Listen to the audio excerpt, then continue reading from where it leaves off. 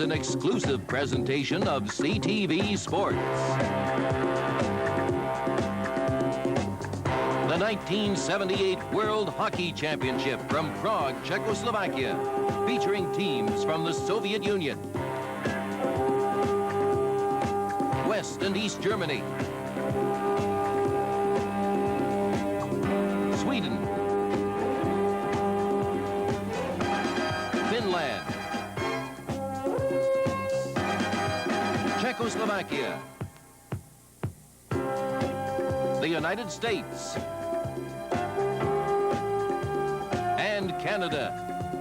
Brought to you by Carling O'Keefe Breweries, brewers of Highlight and Colt 45, and by General Motors of Canada Limited.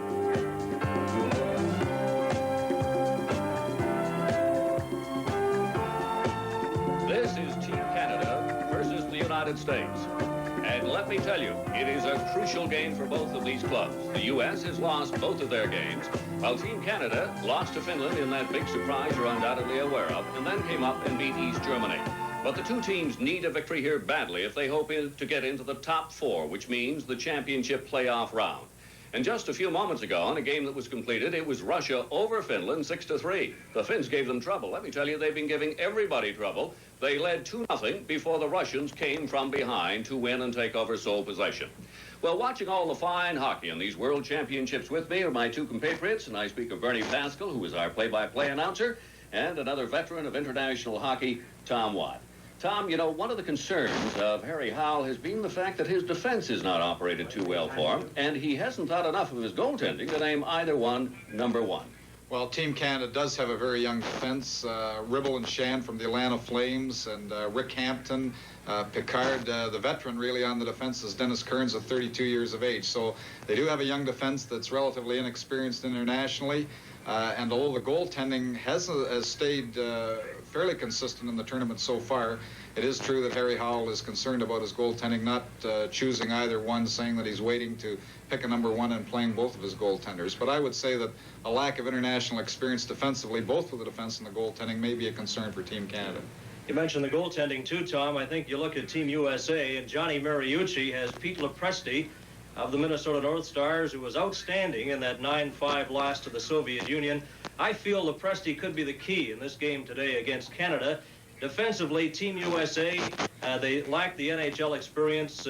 Team USA going primarily with college kids on defense, but up front they have a half dozen NHL players, and they could be tough for Team Canada. Well, let me tell you, Bertie and Tom, today I'm sure we're going to see North American-style hockey. And this is World Hockey Championship on CTV.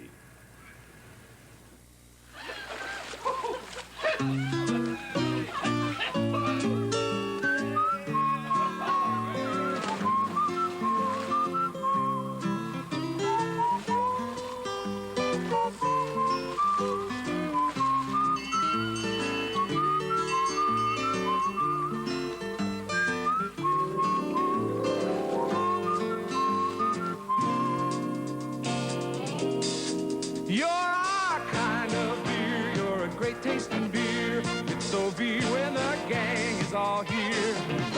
You're the beer we praise, the one we raise, when good fun and good friends are near. You're our frosty mug, you're our little brown jug. It's so beer for you and me. Just say oh beer for our first kind of pleasure. Oh Vienna, you just say. And welcome back to Prague, Czechoslovakia. Bernie Pascal along with Tom Watt and Bill Stevenson, awaiting the arrival of the two teams, Team USA and Team Canada. This game coming to you live from Prague. Team Canada, of course, coached by Harry Howell, assistant coach Marshall Johnston, and Team USA, coached by the always colorful Johnny Mariucci, Tom. Well, John has been sort of the darling of the press here. Last year he got into quite a hassle with some of them, and but at the same time he told them that he would give them his full cooperation. He's always available to people. He loves to talk hockey, and he's one of the colorful figures that hockey really has back in North America. He and King Clancy and people like this are really colorful people around professional hockey. And the hockey fans very excited here in Prague for the World Hockey Championships. The crowds have been standing room only on most nights. And Czechoslovakia, a land of ancient towns and castles, a socialist republic country, and the hockey fans certainly know hockey. And you'll certainly hear the response from the crowd as they greet Team Canada now. Canada making an appearance, led by goaltender Dan Bouchard, and the other goaltender is Dennis Herron. And the teams lining up at their respective blue lines, and we'll have the playing of the championship theme. This will be the championship theme, the salute to the two teams competing, Team USA and Team Canada. And Team Canada defending the end to our left in the white sweaters with red trim, and Team USA in the blue uniforms. And now the championship theme.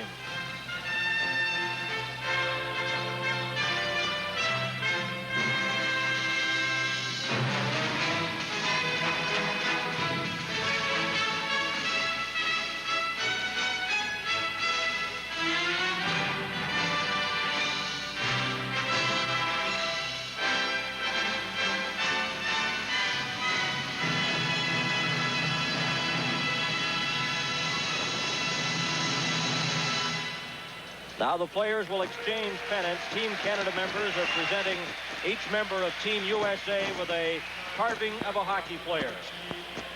This is the World Hockey Championship on CTV.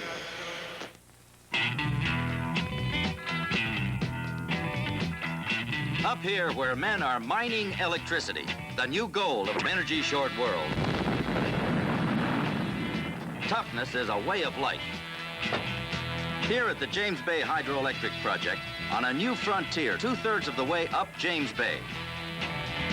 Here where it can get so cold, the air in the skating rink has to be heated to keep the ice from cracking. 55 below. Here where roads are built for heavy equipment and severely exercise the suspension and frames of light-duty service vehicles. Here where toughness is the measure of a man and his equipment. This is where Chevrolet is proving again beyond doubt. Chevrolet trucks are built to stay tough. Make sure your truck is Chevrolet tough. The referee for this game is Remo Zaponin of Finland, Harry Weisstreicher of Austria, and Laszlo Schell of Hungary are the linesmen. Pete Lepresti gets the starting assignment in goal for Team USA. He was outstanding in that 9-5 loss earlier in the tournament to the Soviet Union. And there you see the officiating staff for this game. And Team Canada will have Dan Bouchard in goal. Bouchard played 59 games this season with the Atlanta Flames. His goals against average in the National Hockey League was 2.75. And he had 2 NHL shutouts. Pete Lepresti at the other end as we get set now to get the first period underway. Marcel Dion, the captain of Team Canada, moves out for this face-off. Dion's out with Pronovo and Hickey. Young hands at center for Team USA. Jensen on left wing and Kurt Bennett on the right side. The puck is cleared in, and back after it for Canada is David Shan. Sails into the Team USA zone, and back after it, Norwich, number 14, sends it behind his own net to Jackson. And the puck is knocked down the ice right to Daniel Bouchard. Up on the left side, John Pronovo. Pronovo over the line to Marcel Dion. Dion in behind the net. And his pass in front is knocked down, and coming back is Tom Younghand. Younghand, long shot off the net, gloved by Bouchard. We played 35 seconds in the opening period. There's no score. The puck kept in by Jackson. In behind the net. Steve Jensen goes after it, number 12 for Team USA. Dion checks him. And moving in is Pat Ribble of Team Canada. Pronovo at his own blue line.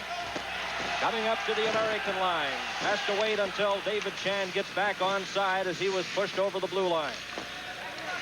We've reached the 1-minute mark in the opening period. Mike Murphy had the puck bounce away. Here's Dion. And Lepresti stopped that. Another drive. And that goes over the top of the American net. Back to the line. Shan shot. Goes high over the glass. And out of play. Well, Dave Shand picked up that puck as it was rolling back. And Lepresti there, as we see him, he was ready to... here we see Dion going through, getting the opportunity in his backhand. Lepresti kicking it back out. Murphy getting the shot that goes over top of the net. Came back. Here we have Dion again, trying to get it over Lepresti. Not being able to get it over top. The puck going back out in front. Out there for Team Canada now, Marouk at center with Mike Murphy and Bobby McMillan. Both teams are at full strength. Back to the U.S. side, Pat Westrom, who plays for Birmingham of the World Hockey Association, clears it in. Stopped by Rick Hampton. He falls. The Americans up with it. There's a shot. Bouchard, the rebound, and it stopped. They slap away, and it hits the top of the net and gets caught in the mesh. Just rolled over the crossbar, and Team USA coming close. Well, the Team Canada defense has to move those people out of there. You can't give people second and third chances, and really the U.S. team came within inches of scoring the first goal. Here we see the first shot. Still not moved out. The puck is laying loose. There's the second shot coming in. There's the third shot going up and top. How close can you get? Right over top of the crossbar and leaning on top of the net. Ready now, Dave DeBoll, number 21 for Team USA, set for this faceoff. Puck is dropped, slapped over against the boards, and cleared back in behind the Team Canada net for Dennis Kearns. Kearns up on the left side. A clearing pass now taken by Glenn Sharpley, goes over the line. Paymont shot, and Lepresti stops that. Bouncing puck in front, covered up by Mike Fiddler. Fiddler passes to Dave DeBoll. He stops. Puck kept in by Team Canada's Brad Maxwell. Lepresti knocks it off into the corner, and Team USA coming out. This is Mike Fiddler. He stopped, and they'll try again. Rolling it out to the blue line. Sharpley got a piece of it. Comes over to number 21, DeBoll, and he fired it into Team Canada's zone. They play 2 minutes and 20 seconds here in the opening period. There's no score. Will Paymont over the line. A pass on to the open side. Kearns lets it go, and Pete Lepresti stops that. Ken Morrill for Team USA. A pass over to Craig Norwich. Norwich, number 14 at center ice. Scoops it into Team Canada zone. Stopped there by Bouchard around the boards. And going after the puck is Pat Hickey, number 6. A pass to Pronovo, and he couldn't reach it. Goes after the puck. Drops it back. Here's Marcel Dion swinging into the corner, and he was stopped by Craig Norwich. On the far side, Dion for Team Canada. Knocked against the boards by Mark Johnson. Goes in behind the net. Here's Hickey's shot, and it went sailing through the crease and out the other side. Back to Brad Maxwell, his shot, and it stopped in front. And Team USA under a great deal of pressure, but they come back over the Team Canada line, led by Mike Eaves. Eaves clears it in front, and just failing to get a stick on it was Harvey Bennett, number 5. Marcel Dion back for Team Canada. Having trouble with it is Hickey, but he clears it into the corner as Canada changes on the go. Puck dumped into the Team Canada zone, rolls past Bouchard, and it's automatic icing. Well, one of the things that Team Canada will remind the fans back home that on the large rinks here in Europe, international specifications, there are 13 feet from the goal line to the backboards, and those extra 3 feet, Team Canada has been taking advantage of it and trying to move the puck behind the net and get somebody open in front, but that extra space allows for a little more freedom around the net than normal. Dennis Marouk at center now for Team Canada. Out there with McMillan and Murphy. No score. We played 3 minutes and 38 seconds. And the puck dropped back into number 2. That is Don Jackson for Team USA. Tried to set it out in front. It was stopped by Marouk, and he's shaking that shot off as it caught him in the ankle. Jackson circling in the corner.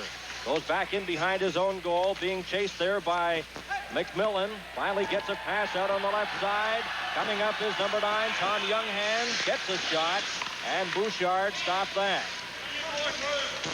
Team Canada and Team USA at full strength. There's no score in the opening period. Marouk just failed to reach that, and it rolls right to Lepresti. This is the World Hockey Championship on CTV. You're a kind of beer, you're a great tasting beer. Say OV when the gang is all here.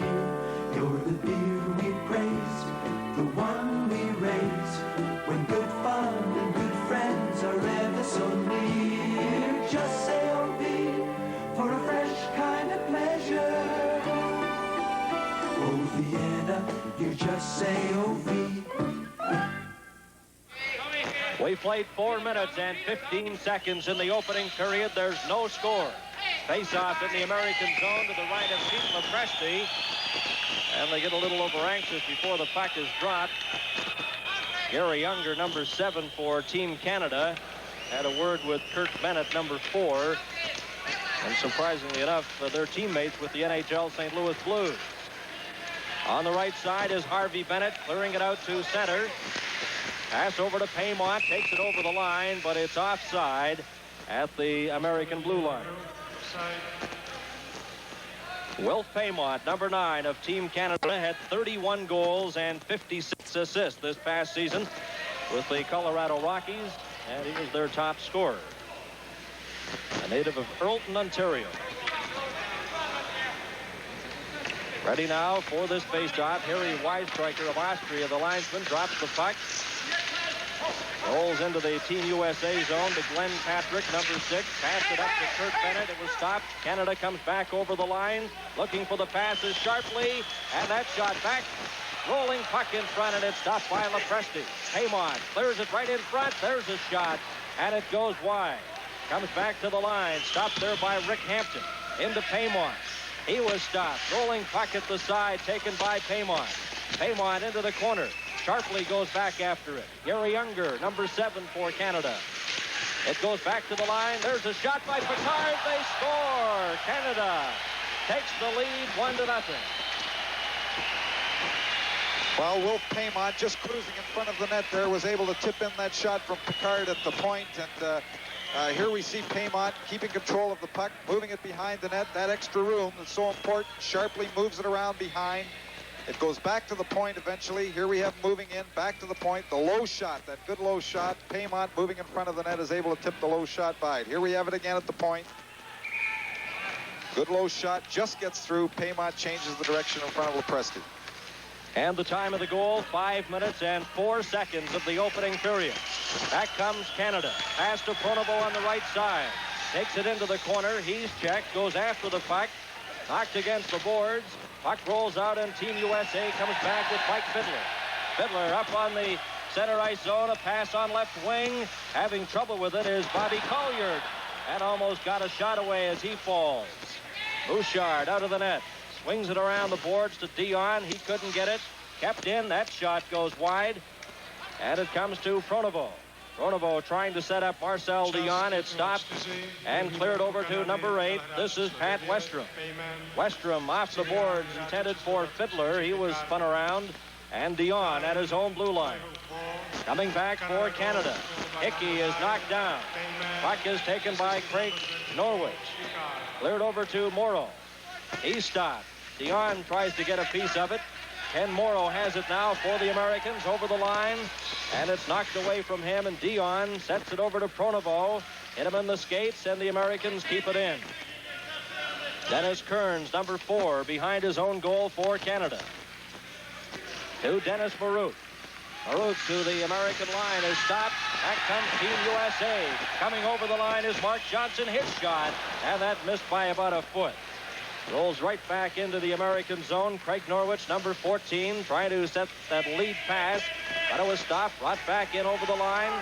Into the corner.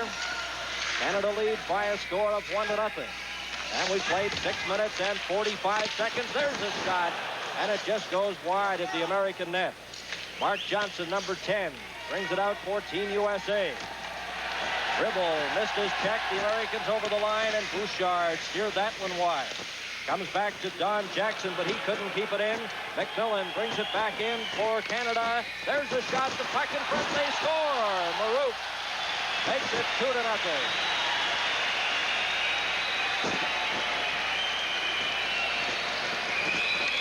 Well, here we have Team Canada going ahead 2-0, and the play really being set up by Murphy. Here we see Jackson being caught for 2-on-1 with Maroot. He makes the little pass over. The original shot by Murphy. Here we have Maroot just picking up the rebound and putting the puck over top of Lepresti. Here we see the pass again. Murphy's shot. Puck is loose. There it is, just lying there. An easy goal from Maroot. Comes in and picks it up. And the time of the goal, 7 minutes and 8 seconds. Canada 2 and Team USA nothing. Paymont and Marouk have been the goal scorers for Canada. Back comes Team USA to the Canadian line. Young hands was stopped. Puck at center ice. Fired right back in there by Glenn Patrick. And Bouchard has trouble with that. Kurt Bennett, number 4. Back to the line. A rolling pass in front. Canada breaks it up. And they come racing back. Over the line is Paymont. And it's offside at the Team USA line. This is the World Hockey Championship on CTV.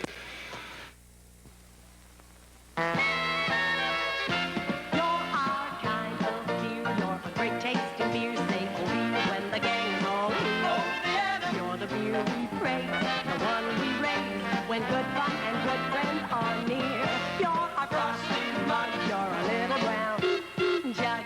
It's OB for you and me. Just say OB over fresh can, leisure Obiana, you just say OB.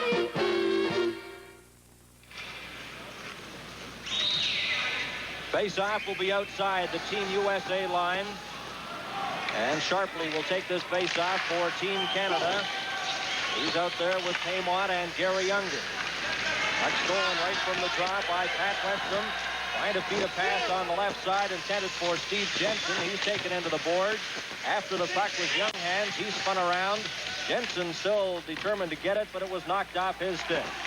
And Canada comes back at center. Gary Younger takes the pass, but then had it knocked away off his stick. Picard cleared it right to number 12, Steve Jensen. Jensen plays for the Minnesota North Stars of the NHL. Throws it over to Glenn Patrick.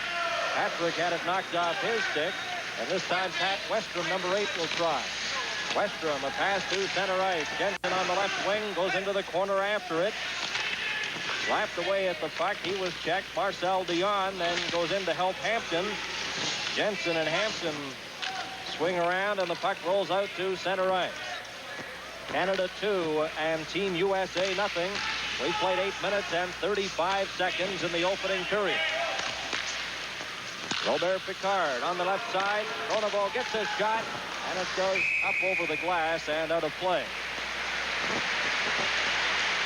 As Picard fed that pass from the left side to right winger Pronovo.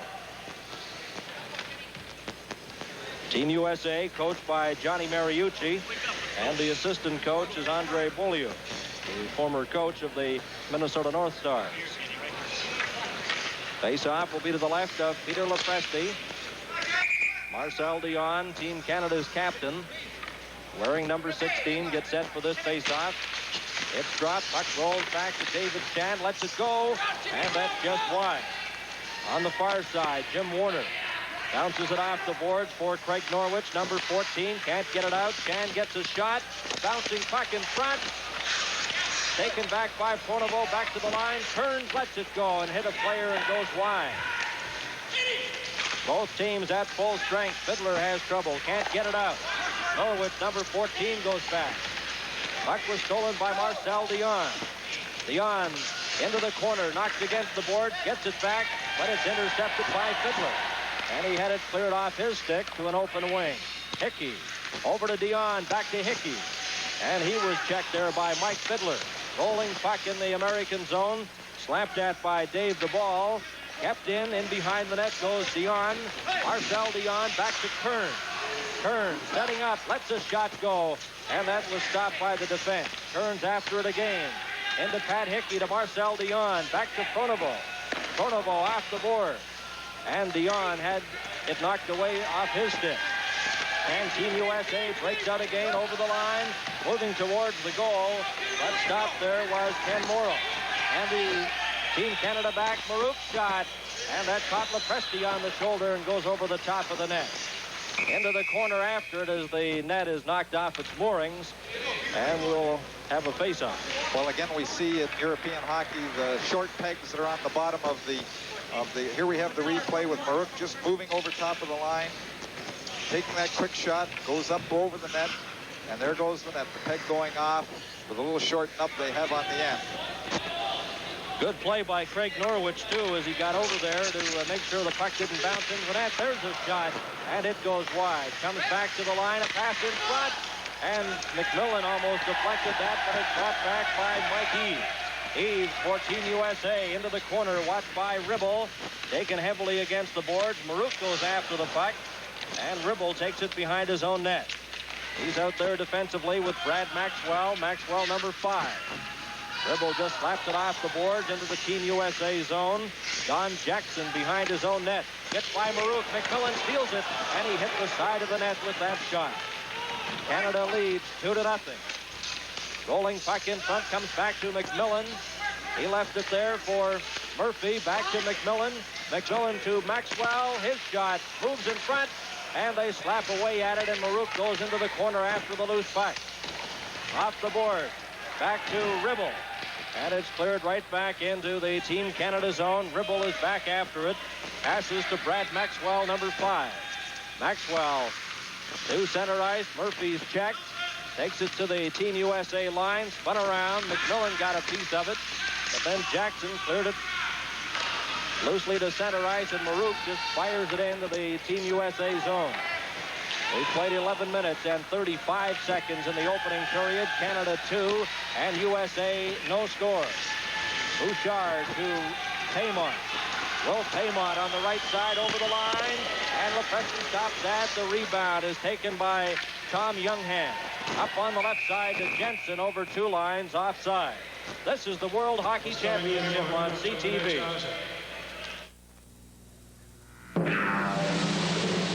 Energy. It's a precious Canadian resource. That's why last year Chevrolet announced a new concept in fuel-efficient, full-size cars. For 78, we've announced Phase 2 with cars like this V6 Malibu. Rated at 43 kilometers per gallon combined city highway. If efficient use of energy is on your mind, compare our new concept cars. Chevrolet, putting energy first. And back to the live action. Over the line is Younghand into the Team Canada zone. Into the corner, fires it around the boards to Pat Westrom. Westrom takes a check from Paymont, and the puck goes to Picard. Picard ahead now to number 14, Glenn Sharpley over to Paymont, and he fired it in right to the Team USA defenseman. Puck rolls into the corner, off the board. Westrom goes after it, tries to get it out. A delayed penalty to Team Canada as LaPresti heads to the bench. And the referee looking around now for the player. Well, there you see Gary Younger, and it looks like he's going to get the thump for tripping Westrom. Here we have him just skating in behind Westrom, trying to clear the puck, takes the feet out from under him, and we have Gary Younger going to the box. Here we have Westrom again. Whoops, there's the foot coming in, just taking it out from underneath him as Westrom goes down before he was able to clear that puck. So Team USA trailing 2-0 have a power play situation now. And at center, they send out Dave DeBoer. On left wing, number 7, Mike Fiddler, a 23-goal scorer with the NHL Cleveland Barons this season. Puck cleared right back from the faceoff to Mike Eves, number 20. And he's on defense with Don Jackson, number 2. The Americans on the power play, trailing 2-0. The puck coming up over the Team Canada line. Fiddler clears it in front. Stopped there by John Pornoval. Over the top dribble. And Pornoval goes after the puck again. Coming out to center ice. Stops. Circles back inside his own blue line. And passes to Shan. Shan for Canada. To the American line. He's dumped. The puck rolls to Jackson. And Jackson left it there for Fiddler. Bumps with Pornoval. Team USA on the power play. They have not had a shot on goal on this power play situation. The puck in behind the net. Number 21, DeBall, gets it back to the line. Jackson shot, and Bouchard makes the save. Well, here we have young Eves moving around, and he's a very young hockey player. I believe he's a draft this year. He's a student at the University of Wisconsin. But here he is moving around, keeping control of that puck, moving it to the point. Here we have everyone milling around looking for the rebound, but Team Canada covered up very quickly. Reminder, this telecast is presented solely for the interest of our viewers under copyright of Arthur Harnett Enterprises Limited. Any use of this telecast without express written consent is strictly prohibited. 13 minutes and 22 seconds have been played in the opening period. Canada 2 and Team USA no score. And 1 minute and 5 seconds remaining in Gary Younger's penalty as Canada sends the puck down the ice and going back for it. Number 14, Craig Norwood. And behind his own net, Pete Lepresti in goal for Team USA. Coming straight up the middle now is Norwood for the American. Has Jensen on the left side. Jensen goes into the corner after the puck. Number 12. Try to kick it ahead to Young Hands. But it was gloved ahead, and the referee blows the whistle immediately.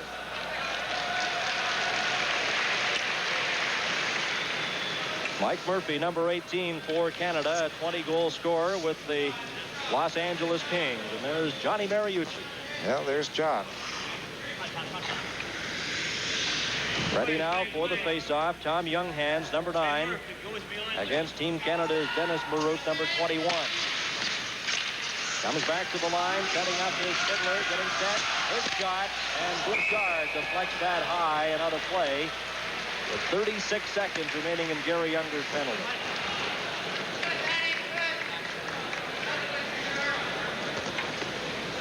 This is the third game for Canada and the third game for Team USA. Canada lost to Finland 6-4, but defeated East Germany 6-2.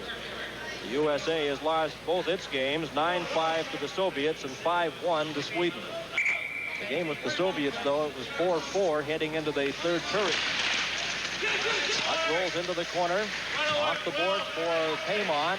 Paymont just slapped it away from Norwich. It rolls to the Team USA line. Norwich back after it. Paymont checks him. And coming back now is Tom Younghands. Younghands up over the line, has Jensen on left wing, but the puck is knocked off his stick with 15 seconds remaining in the penalty to Gary Younger. Mike Fiddler, number 7, leads a rush for Team USA over the Canadian line. There's a shot, a pass, save, the rebound, and it goes sailing wide of Daniel Bouchard. As he made the initial stop, Unger steps on the ice. Coming back for Canada in with Paymont. Unger's shot, and it's offside as Paymont was over the blue line.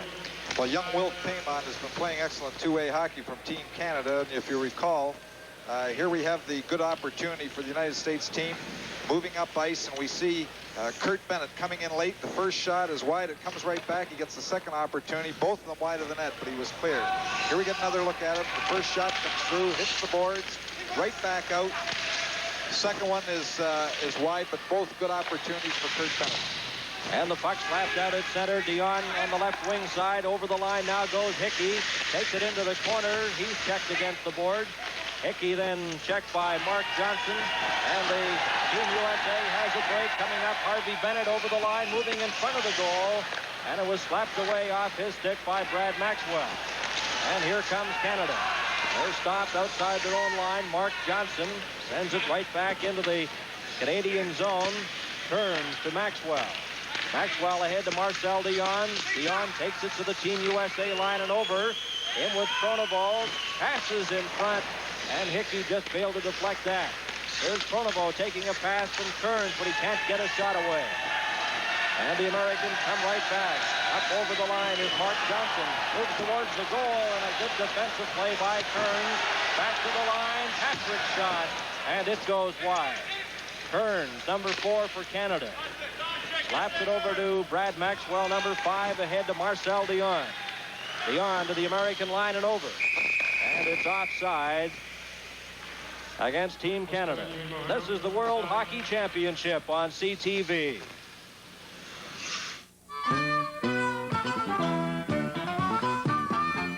You're a kind of beer, you're a great tasting beer. Say oh, me when the gang is all here. Oh yeah, you're the beer we praise, the one we raise. When good fun and good friends are near, just say oh, me for a fresh kind of pleasure. Oh, Vienna, you just say oh, And the puck is dropped, cleared back into the Canadian zone. Canada leads by a score of 2-0. We have 4 minutes remaining in the opening period. This game coming to you live from Prague, Czechoslovakia. Over the line goes McMillan, but Marouk was offside. And we bring you this telecast in conjunction with Czechoslovakian television. They've been most cooperative in our television arrangements here in Prague. Here we see the puck just going over the line. Dennis Merck just jumping in just a trifle ahead of the puck and putting himself offside after the puck hit his ankle. Puck slapped over from the face-off to Mike Fiddler. Comes over the line. A pass there to Colliard. And he couldn't get a shot away as Picard took him heavily against the board. On the far side, Jackson going in against Marouk. The puck slapped out. And it's Bill Gilligan for Team USA. Just clears it out. Picard has it for Canada to Marouk. Marouk over the line. There's a shot. And McMillan's drive was stopped by Lepresti. He falls behind the net. Gets it to Murphy. Back to the line. Picard lets it go. In a defenseman in front. Marouk goes into the corner after it. Checked by Pat Westrom. And now moving in, Colliard gets a piece of the Canadian player, but the puck is underneath Westrom, and we get a whistle. Well, I think we would have to say, except for a few little flurries that Team USA has had, that Team Canada has certainly controlled the puck, especially once they got the puck over the USA blue line. They moved the puck well. They've forechecked hard in the corners. They've had the better opportunities in the hockey game. And at this point, you'd have to say they're in control of the game. And they lead 2-0. And goal scorers for Canada, Paymont and Marouk. There's a shot, and that didn't miss by much as Shand let it go. Norwich brings it back for Team USA. A pass to Kurt Bennett on the right side. Bennett's over the line, stops, gets a shot. Bouchard got a piece of that. It went out the other side. Into the corner, Shand for Team Canada. Off the boards for Ribble. He has trouble with it. Manages to get the pass to Sharpley, and Canada comes racing right back. Paymont's on right wing, gets the pass. There's it in front. Here's a shot, and it just goes wide as Sharpley was set up. Sharpley, number 14, out there with Gary Unger. Unger is checked. Bennett comes back for Team USA. Stopped by Unger. Carries on, though, and got as far as center ice and then lost the puck. Puck is still sitting there. Two Americans collide, and there'll be a penalty coming up against Team Canada. This is the World Hockey Championship on CTV. Sometimes when you have a get-together, it's hard to please everybody. Some folks like one kind of beer, and other folks prefer another. The 2-4 split from Carling O'Keefe can handle both. Because inside, you get 12 easy-drinking O'Keefe and 12 great-tasting OVs. The 2-4 split from Carling O'Keefe. Great for parties. Or take one home yourself and enjoy the next week or two deciding which you think is our better half. In the penalty box for Team Canada, Pat Ribble. 2 minutes for cross-checking at 17:45. A second penalty of the game, both to Canada. They lead 2-0. That goes into the Canadian zone. Kearns off the boards to Picard. Picard to Pronovo. He deflects it back into the Team USA line. Norwich slaps it out. And the Americans on the power play. On left wing is Fiddler. He held up at the blue line or he would have been offside. Norwich has the puck. Trying to get it back. It's intercepted by Hickey. Hickey to Pronovo. And he elects to bring it back instead of shooting and passes to Dennis Kearns. Kearns back to Pronovo as Canada killing off this penalty successfully. Here's Hickey. And Pete Lepresti stops that. Norwich back for Team USA. A pass intercepted there by the Canadian defenseman Picard. And they fire it down the ice with 1 minute and 7 seconds remaining in Ribble's penalty. Pass on the left side. This is Mike Fiddler over the Canadian line. His shot went way wide and comes all the way out to center ice. Back for it is Mike Eaves, number 20. Passes to Norwich, number 14. Back to Eaves. Over the line now to Fiddler. And Team USA is offside. Well, really on the penalty to Ribble, I feel that the Finnish referee's opponent, he got the wrong man because Ribble did give the player a shot. Here we have the replay just moving across the line offside, but the man who did the damage was Sharpley, who came in late with the cross-check, but he fingered Ribble for the original offense, even though I think he had the wrong man. 1 minute and 4 seconds left in the opening period. Canada 2 and Team USA nothing. This is Jackson, his shot. But again, Team USA is offside, and we have exactly 1 minute remaining. Number 2 is Don Jackson from the University of Notre Dame. He had a tryout with the Minnesota North Stars at the end of this season. And Lou Nanne, the general manager of the North Stars, says that he definitely has a future in pro hockey, and he's invited him back to the Minnesota training camp next fall. Back cleared into the American zone. Lepresti out of the net. Dennis Marouk comes back after the loose puck. Had it momentarily, then it was taken by Mike Eves. He passes to Jackson. Jackson up on the right side to Kurt Bennett. Bennett, number 4, over the Team Canada line. Drops it into the corner. Setting up his young hands in behind the net. Passes to Steve Jensen. Jensen clears it back to the line to Jackson. Don Jackson passes it over into the corner to Kurt Bennett. Back to the line, setting up. Takes a shot by Eves, another shot, and it goes wide. Don Jackson with 15 seconds. Pat Ribble steps on the ice, a loose puck in front. Jensen slapping away at it. And they can't get a shot on goal as it's blocked past by Canada with 5 seconds. Ribble's long shot. And Lepresti stops that. Jackson in behind his own net as the horn goes to end the first period of play. And Tom, Team Canada's goal scorers, Paymont and Marouk, and it was definitely Team Canada dominating play in that opening period. Well, Team Canada looked good right from the start, except for a few opportunities that Team USA had. Kurt Bennett having a few good shots, and the 2 power plays that they had. Outside of that, I would have to say that Team Canada dominated the first period. And they lead 2-0. This is the World Hockey Championship on CTV. You're a kind of beer, you're a great tasting beer. Say O-V when the gang is all here. You're the beer we praise, the one we raise when good fun and good friends are near. You're our frosty mug, you're our little brown jug. It's O-V for you and me. Just say O-V for a fresh kind of pleasure. O-V and you're our kind of beer. You're our kind of beer. You're a great tasting beer. Say O-V when the gang is all here. You're the beer we praise, the one we raise when good fun and good friends are near. You're a frosty mug, you're a little brown jug. It's O-V for you and me. Just say O-V for a fresh kind of pleasure. O-V and you just say O-V.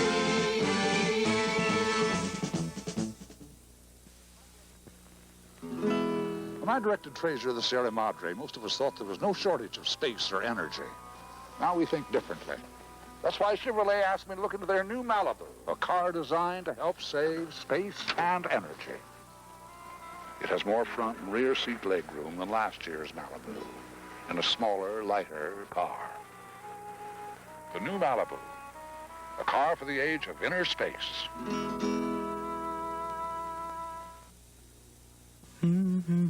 A year ago, Chevrolet announced a great idea. We took the big car concept and made it into a sensible size for today's world.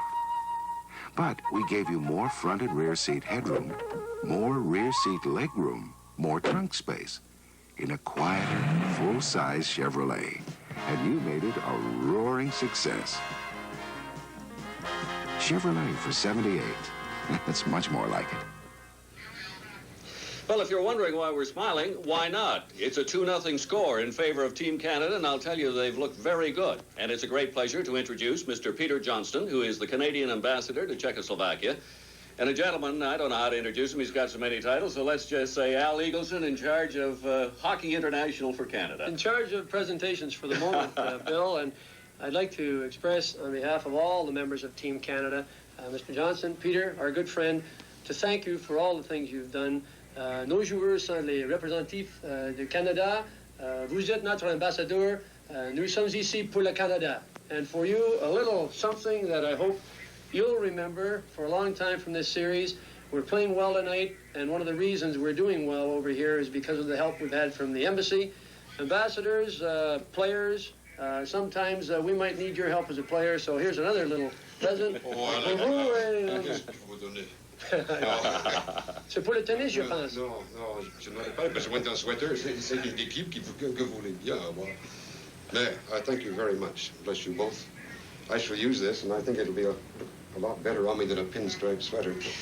In a hockey-mad country like Czechoslovakia, you're going to be the envy of every Czechoslovakian hockey fan. That's the trouble with this place. It is hockey, man. It is. And what the team does here has a lot to do with how they look on us.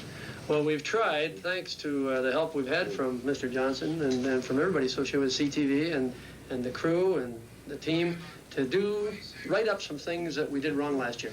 Al, before we leave, we would like to congratulate the Maple Leafs for winning that series, eh? Well, I have to be careful in my unbiased position from the Players Association, but as a Toronto fan. Good luck.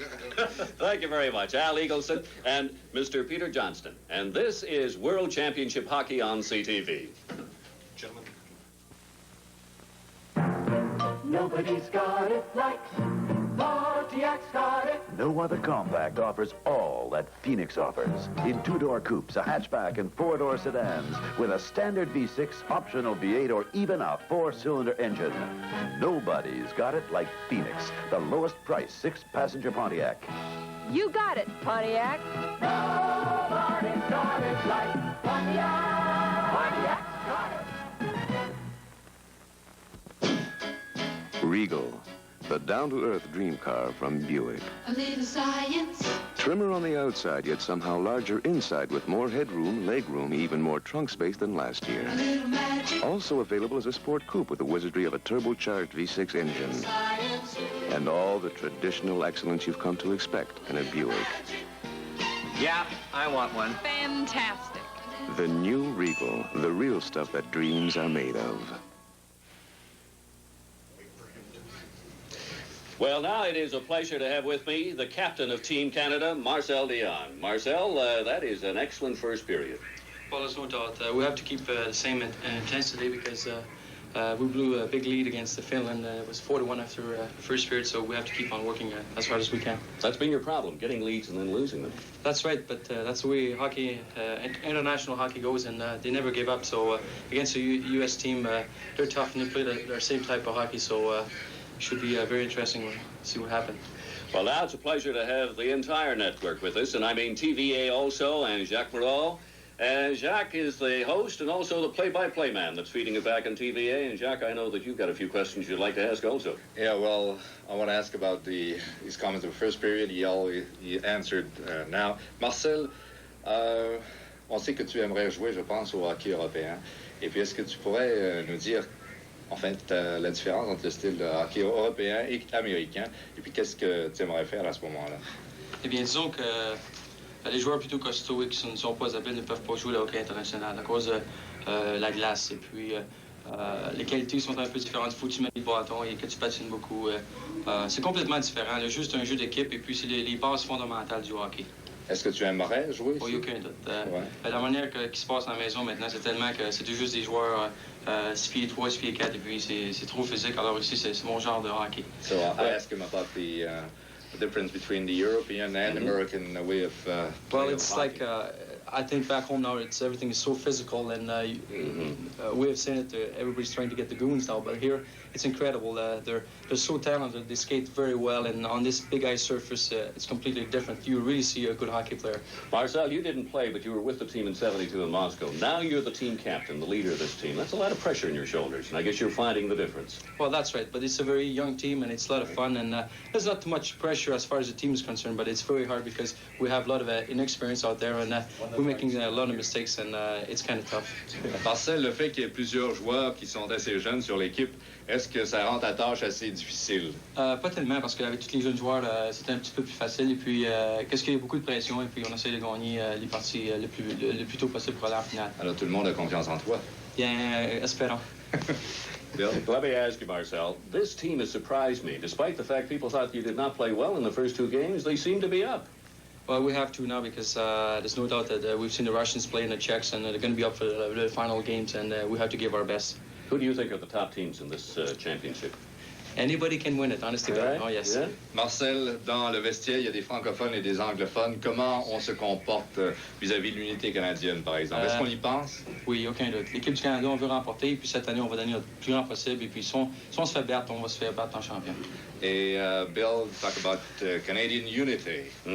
And Marcel just... I believe that we're going to give our best, and if we don't win, we're going to go out as as big champions and prove that we're not the type of hockey players that they all expect us to be. We're fine and great hockey players, and we're proud to be in Canada, and we're going to fight for our country as much as we can. Marcel, those are wonderful words to hear. Let me congratulate you. Good luck. Let's hope to see us All right. each other in the finals. Eh? In the finals. Thank you, Jacques Perron. Thank you, Marcel Dion. And this is the World Hockey Championship on CTV. Colt 45 beer. Colt 45 beer right here. I used to drink another brand of beer. Then I tried a great new Canadian beer, Colt 45. Now Colt's my beer. It was the taste that changed my mind. Look, give Colt 45 a try. Could just change your mind. Now you tell me, isn't it the very best beer that you've ever tasted? Colt 45 beer. Last night, I went out with a car. I usually prefer unassuming cars or conservative cars. But Monte Carlo changed me. With the way it looked, the way it felt, the way it handled. And what we like about Monte Carlo now is the way it fits the both of us. 1978 Monte Carlo. Because you are what you drive. Well, sitting next to me is Rod McInnes, the president of Carling O'Keefe. And if Rod looks a little tired, he has a right to be. He is going through jet lag as you just arrived in town today. And anybody who's traveled across from Canada to Europe knows what it's like. Rod, you must be just a little beat. Yes, Bill, I've known better times, but it's a pleasure to be here with you. Rod, you know, the big thing about this championship is that it is your company, Carling O'Keefe, and General Motors that have made it possible. Now, that has put a lot of pressure on you because if the championships and the Team Canada is not successful, it could go against you. The interest could not be as great as you anticipate. Well, regardless of that, Bill, we feel that Canada should be involved in international sports of all kinds, and particularly hockey. And regardless of the results of this particular tournament, we will continue to be involved and assist Canadians in every way possible that we can in international competition. Well, that's great because you've got a lot of great hockey fans that work for Carling O'Keefe. Well, I know all the folks back home are pulling for Team Canada, and you never know. Rod, there's one thing I wanted to say. This is the first time in the longest distance I've ever gone to see a new tie, but you're wearing the team tie for the Toronto Argonauts, and it's a brand new tie just out, isn't it? A new style? Well, it is, but I'd just like to see Harold Ballard top this one. Okay, Harold, you've got to get your Tiger Cat over here. Thank you very much, Rod McInnes, the president of Carling O'Keefe. And now let's go upstairs to Bernie and Tom. Bill, the scoring summary in that opening period, Will Paymont scored Team Canada's first goal from Picard at 5:04. Then Dennis Marouk made it 2-0. Mike Murphy getting an assist, and although Bob McMillan did a great deal of work on the goal, Tom, unfortunately he didn't get the extra assist. Well, no, he didn't get the assist. He actually set it up, but it was an easy goal from Marouk. And I've noticed a little Presti. He's had quite a bit of work, but he's left a few rebounds there. Marouk capitalizing for the second Canadian goal, but a few times during the period the rebound came out and Team Canada was able to get a second dangerous opportunity, and he seems to have a little trouble covering up those rebounds in that first period. And the shots on goal in the opening period, Canada outshot Team USA 17-13. So in the saves department they had 13, the Team Canada goaltender Bouchard. And they also have an overall shots. They say Canada had 31 shots in the direction of the goal, while Team USA had 20. Well, here, one of the services that is offered by the people here at the press center is that they're very detailed here in the World Championships about giving shots that are taken and how many get on goal, and they give you a very good rundown of what has happened in the period, and the people here are very, very conscious of their statistics. It's like baseball back home. Well, you talk about the statistics they give you. They tell you the temperature of the ice is -3 degrees. The thickness of the ice is 3.5. The temperature inside the building is 55 degrees, and the temperature outside is 52. Well, the important thing is that the score is 2-0 for Canada. And the teams have made their arrival now. Pete Lepresti in goal for Team USA. And he's getting into position there. Pete Lepresti plays for the Minnesota North Stars. 53 games in the NHL this season. His goals against average, 4.23. And Daniel Bouchard at the other end, member of the Atlanta Flames, one of 5 children, a native of Val-d'Or, Quebec. And Dennis Herron, the backup goaltender, standing to his left there. Herron of the Pittsburgh Penguins, where he shared goaltending with Dunk Wilson this season. Well, you'll notice, too, that all of the players in this tournament, one of the rules of the World Championship is that every player must wear a helmet, and some of the players on Team Canada have had to make the adjustment, as well as Team USA. They're not used to wearing them in professional hockey. There we see Rick Noonan, Team Canada trainer there. He's on the bull. He's got the quick hand, making sure that that gate's open and those charges get out onto the ice on time. But Team Canada is adjusting, and that was a bone of contention last year at the World Championships, that everyone had to wear a helmet.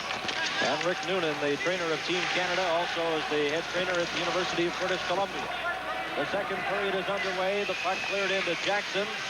He lost it right in front. Hickey has trouble with the bouncing puck, and it rolls in behind the net to Jackson. Stolen in front. Hickey's shot hits the post. Another shot, they score. Marcel Dion. The puck hit the post and came out to Dion, and he makes it 3-0 for Canada. Well, Marcel Dion, here we have them controlling the puck. There's Hickey getting the good opportunity to begin with. Has to turn around. The puck goes wide. Team USA coughs the puck up again. Here they had possession, but they lost it. Back out front. There's the looper that hits the post, but comes right back to Dion, and he snaps it home. Doesn't make any mistake the second time. But here we have Dion again. Out to Hickey. There goes the high one. Back to Dion in the net. Marcel Dion working very, very hard in the corners, controlling that puck. And Pat Hickey gets an assist on Dion's goal. The time of the goal, 19 seconds of the second period. And Canada leads 3-0. Puck rolls back into their zone, and it's icing against Team USA. Zakázané uvolnění, icing. Number 21 for the Americans, saved the ball. He has signed a contract with Cincinnati of the World Hockey Association. And there's Pat Ribble, member of the NHL Atlanta Flames. Canada goal scored by number 16, Dion, assisted number 6, Hickey. Ready for the draw. The puck is cleared to Marcel Dion, trying to get it over to Hickey, and he was stopped. The Americans attempting to bring it out. They're stopped again. Hickey keeps it in. Passes to Dion. He's knocked down by Glenn Patrick, and Patrick takes the puck. Ronovo checks him. Puck rolls over to Marcel Dion. Dion right in front. Hickey can't get a shot. It comes back to Ribble. His drive, and it's deflected wide. On the far side, Fiddler. He can't get it out. Kept in by Team Canada, and the puck rolls into the corner. After it is Jim Warner, number 17. Passed it over to Pat Westrom, trying to get it out, and leading a rush is Fiddler. Up on the right side, a long shot, and that's stopped by Bouchard as Jim Warner let that fly. We played 1 minute and 18 seconds in the second period. Canada leads 3-0. And they have possession of the puck now. Over the line is Marcel Dion. Dion into the corner. He's checked, gets it back to the line. There's a drive by Hampton, and it goes wide. And the Americans finally clear it out to center, a race for it. And it goes over the 2 lines offside.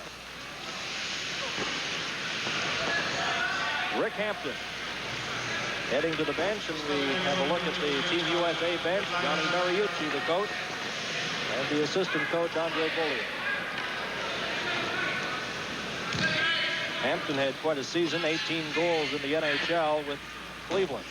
And I think more importantly, he is one of the defensemen the Team Canada has some international hockey experience, playing last year with Team Canada, the World Championships in Vienna.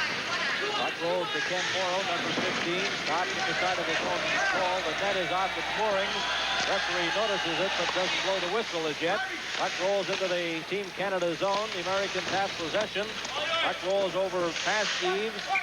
And it's finally touched there by Johnson as he was checked.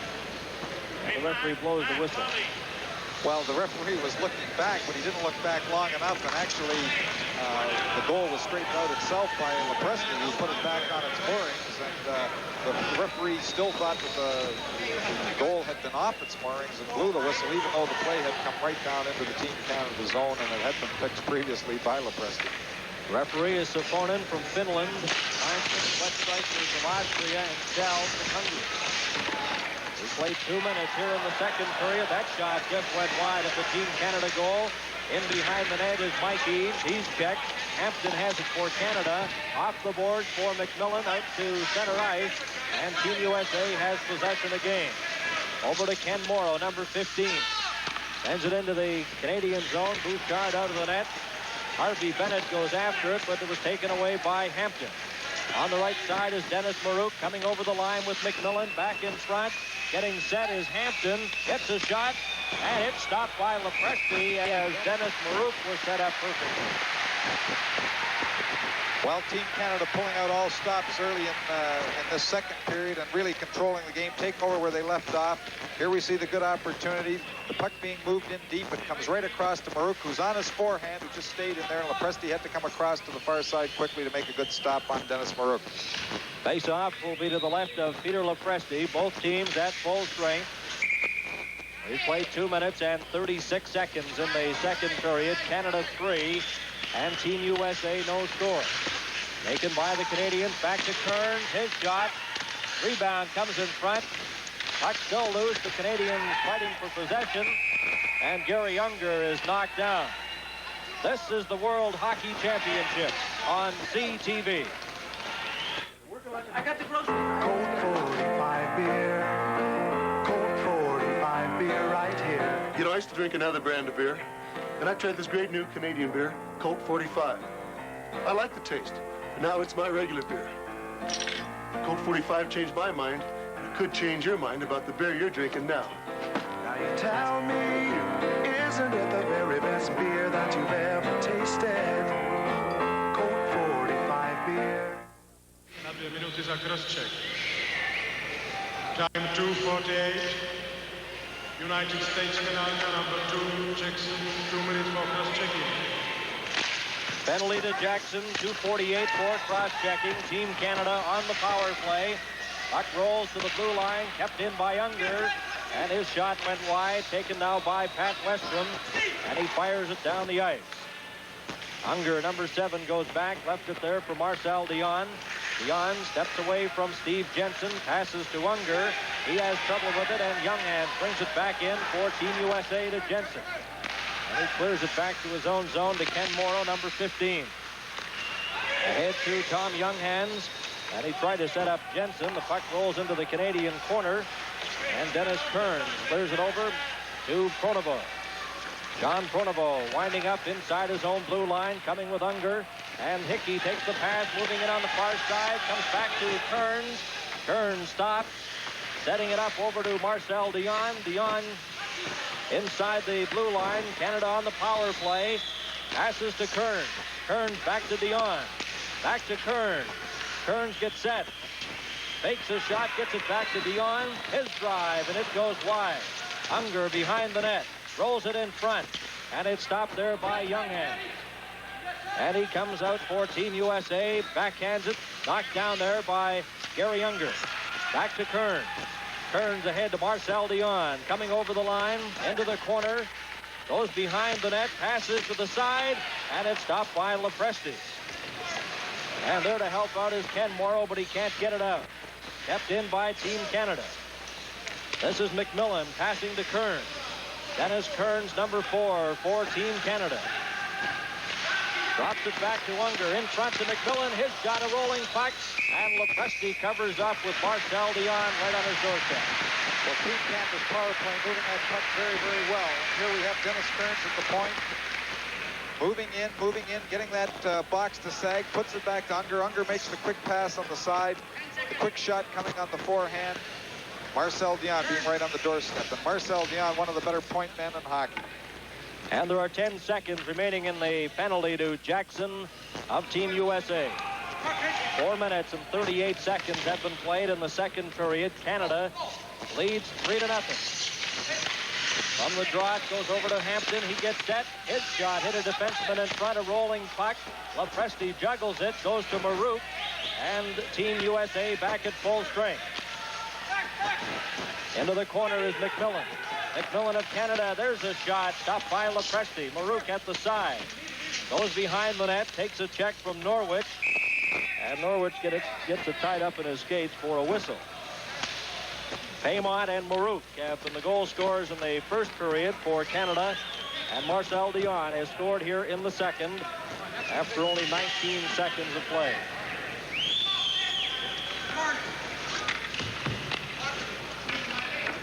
And enjoyed the interview, Marcel Dion and Bill Stevenson between periods, and I thought Marcel put it perfectly when he said, we're proud to be Canadians, we're working together, we have a young club, and we're going to give a good showing of ourselves.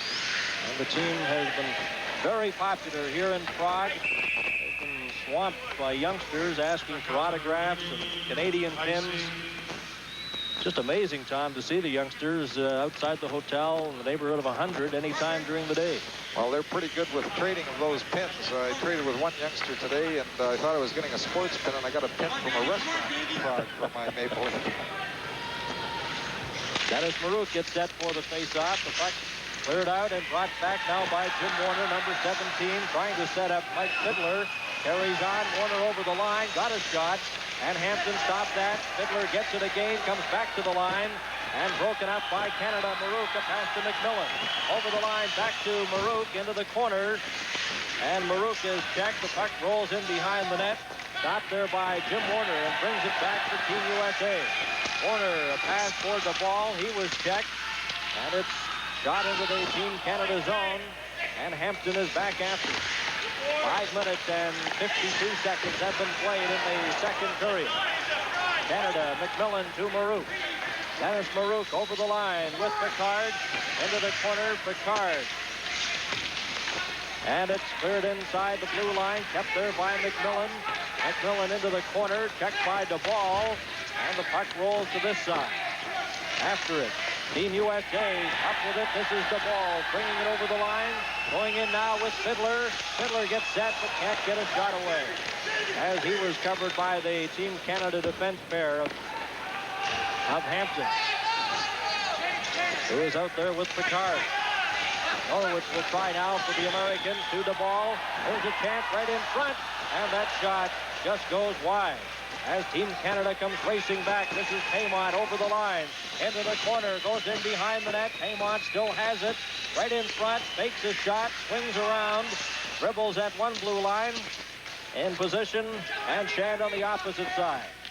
And Team USA breaks that up. The puck rolls to Pat Westrom. Westrom brings it out for the Americans. A lead pass to DeBall. DeBall coming up with Mike Eaves. Eaves races into the corner. Bouchard stops it and passes to Don Lever.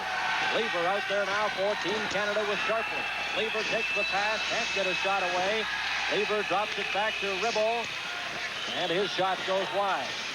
Shand lets it go, and Lepresti stops that. Puck rolls over to Ribble.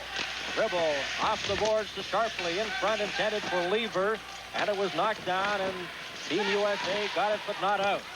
Ribble kept it in. The puck rolls right to goaltender Pete Lepresti.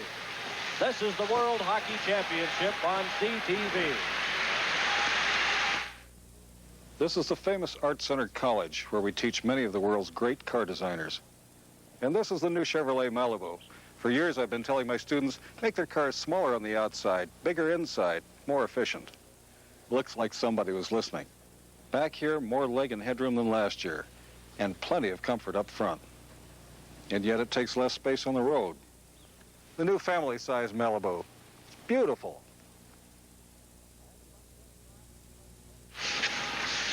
And the puck just dropped. We played 7 minutes and 35 seconds in the second period. Team USA has possession. And covering up there for Canada was Pat Hickey. Canada can't get out. Bennett gets a shot, and Bouchard gloves that as Kurt Bennett let it go. Our next telecast next Saturday, May the 6th, on the full CTV network, Canada against Sweden. Here we see Pat Hickey, the victim of a bad bounce, not knowing how to play the bounce here. He was trying to play the puck off the boards, but it hit the boards, came right out, wasn't able to catch up with it, and Bennett was able to move in for a quick shot on Bouchard. Canada leads this game 3-0 on goals by Paymont, Marouk, and Marcel Dion. Bennett shot, and that goes wide. Steve Jensen clears it in front, and Kurt Bennett just failed to get a shot away as he was covered. Now Marcel Dion brings it back for Canada. Up on the right side, Pronovo's over the line, and his shot was off defenseman Morrow and goes up into the glass, and they hold it there for a whistle. Well, there we see Harvey Bennett on the American bench, and a lot of these U.S. hockey players have been letting the beard grow while they've been here at the World's Championships. I know someone else, too, our producer, Ralph Abraham. 8 minutes and 12 seconds have been played in the second period. Canada 3 and Team USA nothing. Puck rolls out. Bennett was checked by Pat Hickey, and it rolls to Don Jackson. Jackson on the left side clears it over to Tom Younghans. His shot, and it goes wide as Bouchard was reaching for it. Bennett into the corner, bumped with Team Canada's number 4, Dennis Kearns. Well, there we see Harvey Bennett, the captain of Team USA, and he's been playing a strong game. He's had a few good opportunities on the net, and he's always dangerous when he's around that goal. He's big and strong, and he works hard in the corner. You know, you talk about big and strong. Kirk Bennett's hobbies, now get this, are karate, yoga, boxing, and a little tennis for a break. He also speaks fluent Russian. Canada 3 and Team USA nothing. Face off to the left of Bouchard. And number 11, Bobby Colliard at center now. He played with Philadelphia of the American Hockey League. In fact, he was about 3rd in league scoring in the American League this season. He'll take this face-off wearing jersey number 11 for Team USA, Bobby Collier. Puck rolls back. There's his shot, and it just went wide as Bill Gilligan let that fly. Into the corner after it is Collier. There's it back to the line. It's kept in and then knocked outside the line as Glenn Patrick tried to get a shot away, but it was knocked off his stick. Now here is a very good point here. The puck comes out, and the linesman being a little inexperienced. It's knocked back in again, but it should be called for a delay whistle. Here it comes. Team Canada was going to get possession of the puck and move it out. It would have been a 3-on-1 opportunity, but the linesman blew it down rather than delaying the offside, and Team Canada was deprived of the opportunity. Face off outside the blue line. They take all the offside penalties right in the middle of the ice surface on that one red dot directly in front of the goaltenders outside the blue line. This is Marouk leading a rush for Canada. Just shoots the puck into the corner, and it's icing.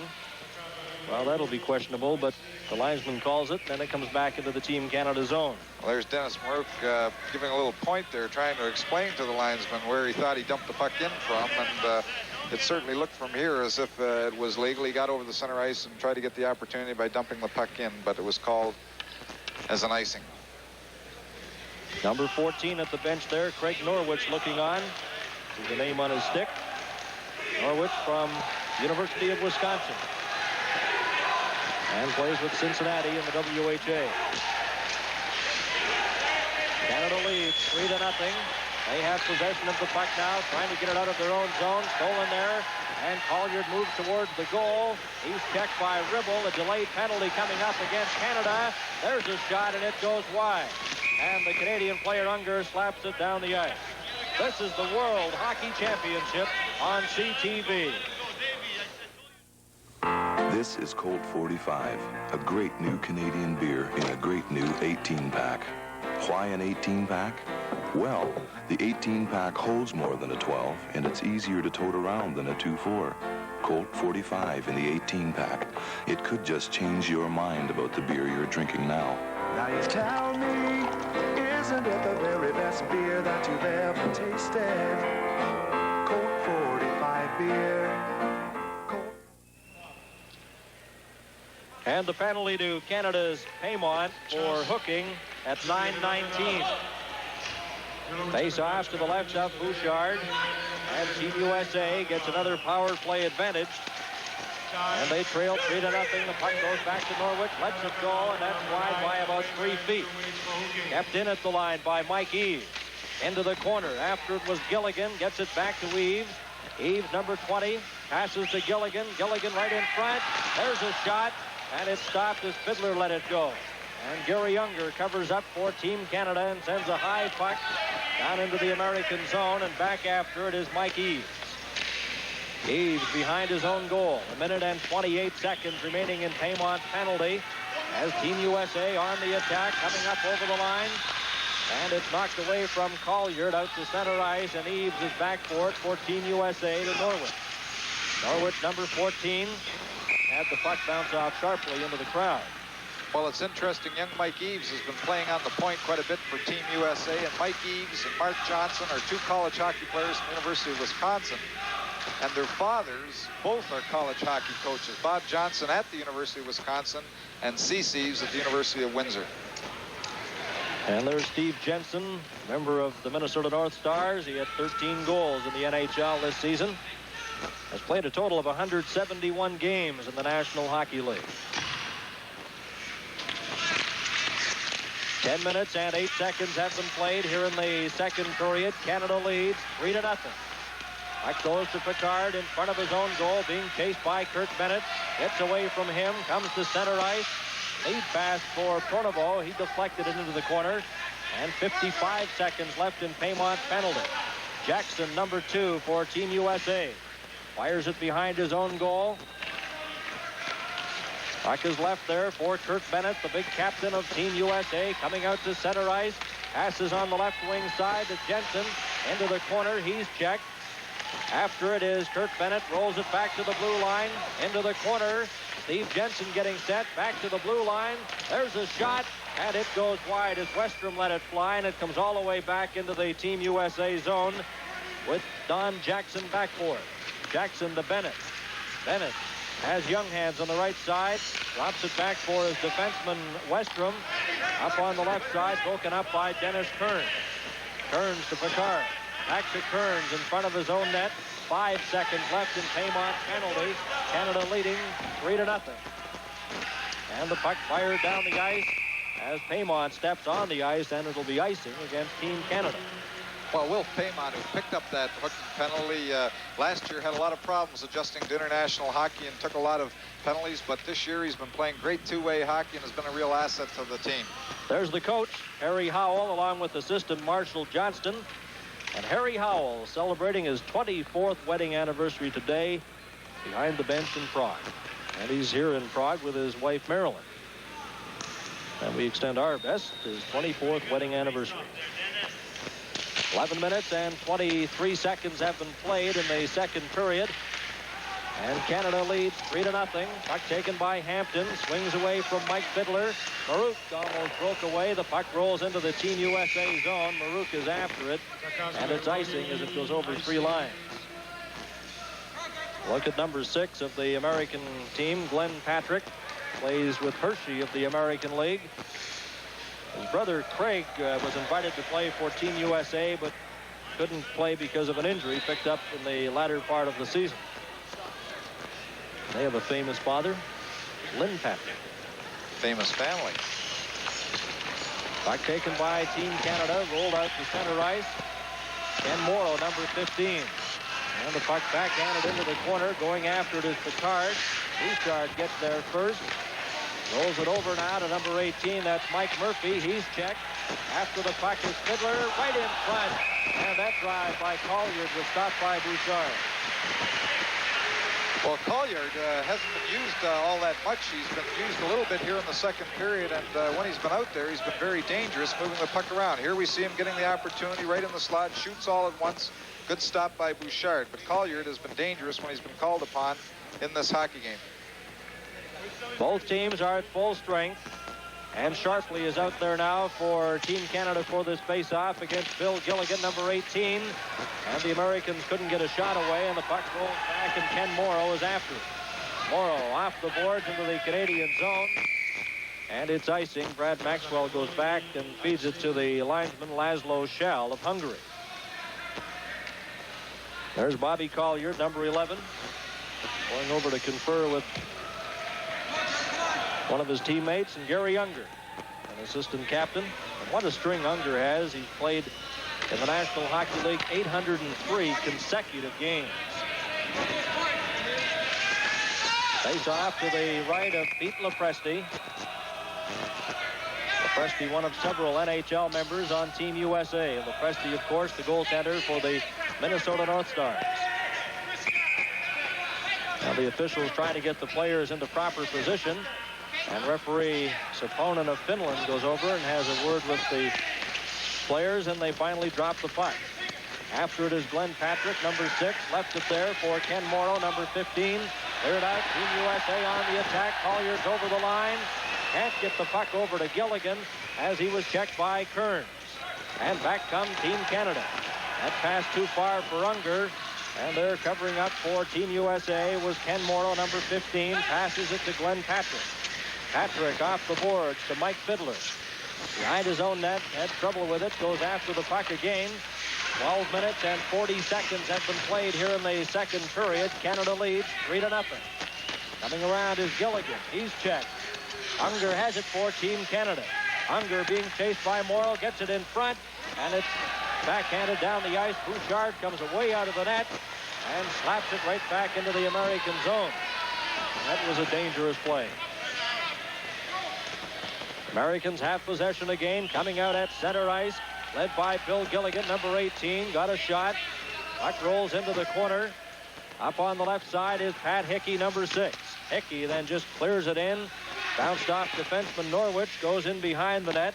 Off the boards there for Eves. Eves, number 20 for the Americans. A lead pass for Colliard. He's checked. And Team USA fires it in. Eves goes in after it. Bumps with Ribble. Puck knocked loose and taken by Marcel Dion. Dion up on the left wing side, coming up with Hickey, and the pass hit Hickey in the skates, but he carries on, and his shot goes high over the top of the American net. And this game coming to you live via satellite from Prague, Czechoslovakia. Not a complete sellout tonight, but very close to it. Well, the United States, after going down 3-0 early in this period, seemed to have settled down, and the play is more up and down and not as one-sided as it was in the first period and early in the second. And the U.S. team, although they haven't got on the score sheet yet, nevertheless have had some better opportunities. And they've had the power play situation in this period at one point when Paymont had the penalty, but didn't really get any serious drive going. This is the World Hockey Championship on CTV. When we added a couple of extra doors to our little Chevy Chevette, we didn't anticipate a response like this. Nice car, young man, but you're blocking the crosswalk. Oh, my. Come on, Archie. Good dog. Hey, lots of room. And a radio, too. Yeah, well, it's standard equipment.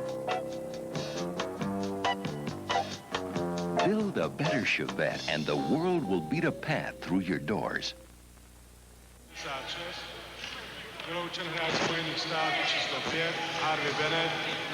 Team USA penalized. Harvey Bennett is in the penalty box for interference, and the time 13:56. Tom Younghans gets set for this face-off with Marouk. It comes back to the line. Here's Hampton getting set. His shot deflected in front. Marouk got a piece of it, stopped by Lepresti. Marouk has it again. Canada on the power play. They lead 3-0. Puck is back to Hampton. Over to Brad Maxwell. Back to Hampton. Hampton fakes a shot. Watched by Jensen. Back to Maxwell. Maxwell into the corner. And batting on his shot was Bobby McMillan. Into the corner after it for Team USA.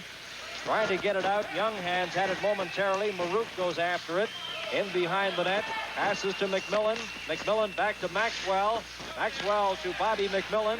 McMillan stopped. Back to Maxwell. Fakes a shot. McMillan shot. They score. Dennis Marouk, I believe, tipped it in front. Well, their patience paid off. Team Canada controlling that puck, not taking the bad shot, moving it around quickly from the point.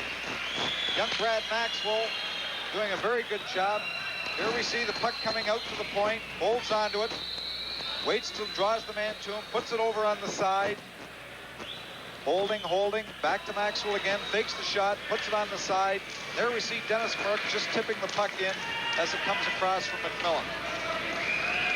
Here it is again, there's the puck on the side, McMillan shooting all in one motion. Dennis Merck just tapping it in the net. And Dennis Marouk's second goal of the game. Canada leads 4-0. McMillan definitely gets an assist. And Maxwell also an assist at 14 minutes and 40 seconds. Maxwell assists on that goal. He scored a goal the other night against East Germany, a beautiful goal, and up until this time they have still not credited him with the goal. They gave it to Guy Chiron. And the official statistics here in Prague, they have Chiron credited with the goal and not Brad Maxwell. Well, they're very stingy with their assists as well. To get a second assist on a goal, it's very, very unusual. And many, many times only one assist and often no assists. And there have been some confusion with assists and with goal scorers throughout the tournament. Both teams are at full strength with 14 minutes and 55 seconds gone in the second period. Canada leading 4-0. Jensen behind his own goal, checked by Paymont, and in to help out is Sharpley, and they hold it there and get a face-off as Paymont starts to mix it up with Pat Westrom of the Birmingham Bulls of the WHA, and Paymont, of course, a member of the NHL Colorado Rockies. Well, they're all jawing at one another, but it doesn't look to be too serious. In fact, the linesman is smiling. Here's the linesman smiling, trying to get them apart.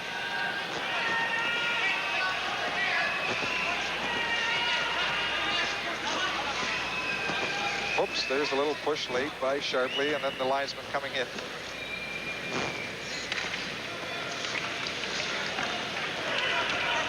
And you'll hear constant whistling in the crowd, and that's their response.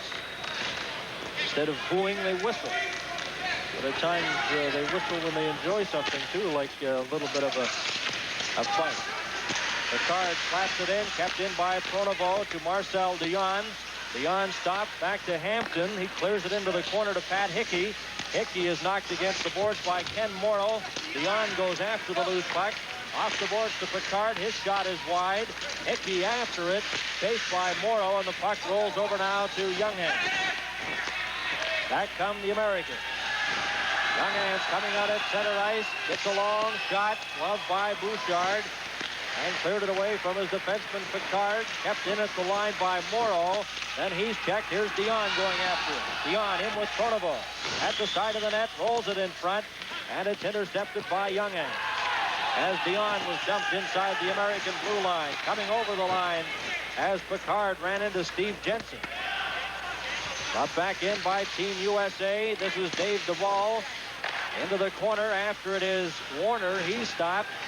And Pronovo feeds a pass out to Dion, back to Hickey. Hickey's drive, and that stopped and directed into the corner by Lepresti. And the Americans coming back again. Don Jackson got the pass to center to Fiddler, who overskated it. And it's brought right back in by McMillan. A pass over now to Hickey. Hickey to Hampton, and he can't reach it, and Team USA breaks away again. Coming in is Jim Warner. His shot. Rebound in front as Bouchard covers up, and Fiddler went crashing into goaltender Bouchard, and there will be a penalty against Team Canada. This is the World Hockey Championship on CTV. Colt 45 beer. Colt 45 beer right here.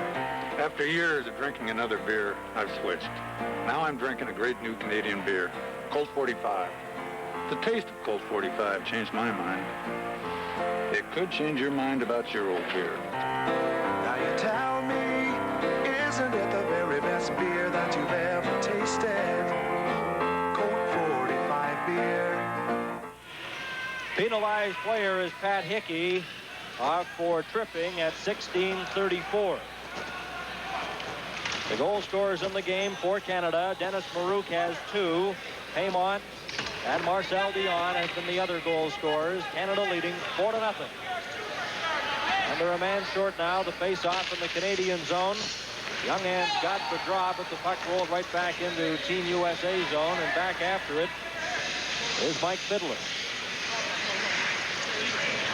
They wind up inside their own blue line. Kurt Bennett's on the right wing side. The puck comes up to the Canadian line, carried by Young Hands. Stops, drops it back to the blue line. There's a pass in front. Bennett couldn't get a shot.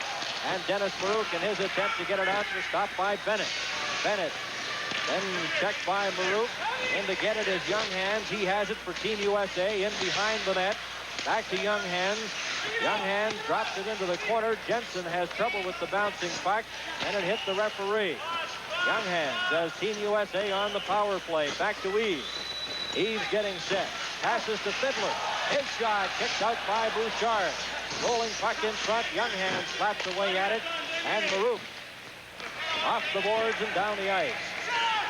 1 minute exactly remaining in the penalty to Pat Hickey. Mike Eves, number 20, cleared it over to Fiddler. Fiddler, number 7 for Team USA, coming up to center ice. Has Mark Johnson out there now. A pass on the left side. Johnson takes it into the corner. Off the boards, no one there to get it. Stopped at the blue line, though, by Eves. Back to Eves again. Watched by the Canadian player sharply. Gets the puck. Eves gets set. Over to Fiddler. His shot juggled by goaltender Bouchard. A rolling puck. And it's stopped and taken by Sharpley. Sharpley of Canada. And it's intercepted by Eves with 18 seconds remaining in the penalty. Over the line, offside at the Canadian blue line. Number 18, Bill Gilligan from Brown University. Here we have that shot coming right through from the point. Bouchard with his glove, getting it, clearing it himself, so the Team Canada is able to get the puck out of the zone. Here we see it again. There's the nice little pass that's moved across there by Eves to the side to Fiddler. Bouchard moving out, being very active in that net, not just sitting right back in the crease, being active and clearing the puck himself. 15 seconds remaining in the Canadian penalty to Hickey. Norwood sends that puck right to goaltender Bouchard. Left it there for Brad Maxwell. Maxwell to Marcel Dion. Off the boards into the American zone. Pronovo goes after it. Young Hands got there first. And Team Canada back at full strength as Hickey steps on the ice. Puck rolls over to the far side. And back after it is Glenn Patrick. Patrick for Team USA. A lead pass there for Gilligan. Comes over the line in front. Johnson shot. And Bouchard robs Mark Johnson. A good passing combination by the Americans. Well, there we see young Mark Johnson from the University of Wisconsin. And here we have the puck being moved from inside the line. The little shovel pass ahead. Norwich gets it, moves it across. Johnson on his forehand goes right through. Whoops, loses balance and crashes into the boards. But a good opportunity. Here we have the puck passed again by Norwich. Through to Johnson on his forehand. Good opportunity, good stop by Bouchard. And along with host Bill Stevenson and analyst Tom Watt, this is Bernie Pascal from Prague, Czechoslovakia. Canada leading Team USA 4-0. Johnson gets set for the draw against Dion. It rolls back outside the blue line, and Ken Morrow has it. Morrow over to Glenn Patrick, and they clear it right back in. We're into the final minute of the second period. Picard, a pass for Pronovo, too far for him, rolls into the American zone. Patrick goes after it, icing against Team Canada with 48 seconds remaining. Well, there's one of the differences in the rules. It's automatic icing rather than delayed icing and touching it. And there was a whistle that may not have been called back home. And the Team Canada man had a very good opportunity to be first to that puck, staying onside rather than being the icing call and keep the play going. But we have a whistle, and it comes all the way back into the Team Canada zone. In the standings, Czechoslovakia, Sweden, and the Soviet Union have played 3 games, and they've all won 3 games. This is Canada's 3rd game. They have a win and a loss. Team USA playing their 3rd game. They've lost twice so far in the championship. Finland has 1 win and 2 losses. Their win, of course, was over Team Canada. 30 seconds left in the second period. The puck inside the Team USA line. And it rolls back to number 15. That's Ken Morrow. Both teams are at full strength. Team USA on the attack. The puck comes to the line. Stopped there as Johnson tried to get over. And it rolls right back, and Lepresti slaps it over to the board. Stopped there. A pass in front. Oh, and Paymont just failed to get a shot as it bounced over his stick with 4 seconds remaining. The Americans clear it in. Bouchard stopped it. as the horn goes to end the second period of play. And Canada scoring 2 goals in that period. Baruch second of the game and Marcel Dion the other. And Canada has that 4-0 lead. Well, Dennis Marouk, too, leading the way for Canada with 2 goals, and he's a great little goal scorer, and you saw the way that he just tipped that puck out of midair as it came across from McMillan. Always dangerous around the net, Dennis Marouk, and he's done an excellent job killing penalties as well. Right time, and the players heading to their respective dressing rooms, and we're looking forward to the upcoming intermission features. This is the World Hockey Championship on CTV.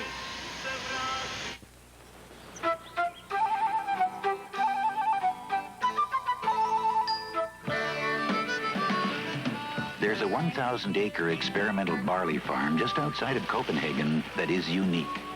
And not because this little village lies within its boundaries or this 18th century church. This farm is owned by a brewery, the Carlsberg Brewery, a brewery dedicated to the good, natural way of brewing. People from all over the world work on the Carlsberg farm, including Will Sowers from Canada. Hello, Carl.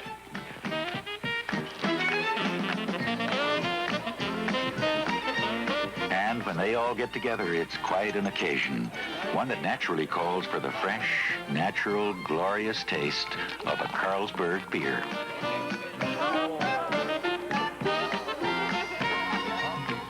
Cheers. Cheers. Cheers.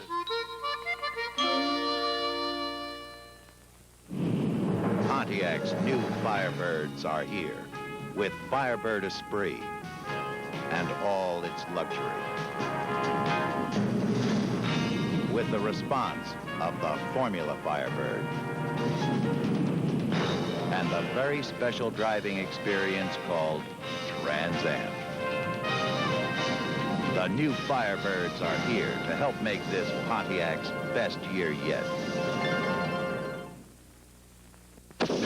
Mid-size Buick Century, the contemporary alternative in family transportation. A little science. A totally new interpretation of function in a family car, beautifully expressed in the Buick tradition. A little magic. Simplicity of lines redefined in size for an ease of maneuverability in city traffic, with abundant space for passenger comfort, even more leg and headroom than last year. It's what we need. It's what they want. The new mid-size Century, a Buick like you've never seen before. Well, Mr. Peter Ambry, Director of Marketing for General Motors Canada, is with me now. Mr. Ambry, as I said, at the intermission between the first and second period, it's thanks to people such as General Motors and Carling O'Keefe, you two people specifically, that we have Team Canada here. And without the two of you, we would not be here in the World Championships this time. Now, I'd like to congratulate you, but I know it's got to be a heavy load for a corporation to take this challenge. Well, Bill, we're delighted. We're delighted to be here, and this is our sophomore year, if I can call it that, in the international hockey scene, and so far we're very, very pleased. Well, how would you feel now if Team Canada did not finish in the top sphere, in other words, the top 4? Well, I would never say that to the team, Bill. Obviously, we're expecting them to win, you know, but, and that would be just great. But they're doing a super job, I think. But the point I'm getting at is, if they do not, and it is liable to hurt as far as reaction's concerned, and General Motors won't get as much out of it as they'd hoped. So that's got to be a challenge, eh? Yes, but I think the Canadian people are interested in watching good hockey, and that's what they're going to get, you know. And well, I feel pretty well disposed towards the whole thing. You know, Mr. Ambry, we have a group coming over of General Motors customers who have won a trip, and they're coming into Prague. And instead of General Motors cars, you know what they're going to see is nothing but Skodas around here. Well, I wish there was something we could do about that, Bill, but maybe the Czechoslovakian people, they've been wonderful to us so far. Maybe they just open up their doors and let us do a little business here. I doubt that. Do. Mr. Ambry, what do you think of this hockey game? Well, I think the adrenaline's flowing a little bit tonight, Bill. I think the game with Finland was a little bit of a shock to the guys on our team, and they came back strong, and they're strong tonight. Score when I came down was 4-0, and I think that shows that they're right back in the game again. Well, you just better stay around here if this is what's going to happen for the rest of the tournament while you're with us. I plan to do exactly that. I should tell you, too, Mr. Ambry just arrived in Prague, so he's got the jet lag, too. That's right, Bill. You'll be sleeping long tomorrow, and we'd like to thank you very much. Thank you very much. Right. Thank you very much, Mr. Peter Ambry, Marketing Director of General Motors of Canada. This is the World Hockey Championship on CTV. Setting set to Van Aert. We all know that nice things happen when nature is allowed to take its own good time. So, even though other brewers make their beer in a month or less, Carlsberg allows nature to take its course for a full 42 days, because that's the time it takes to give Carlsberg its good, fresh, natural taste. Carlsberg takes its own good time. Cheers.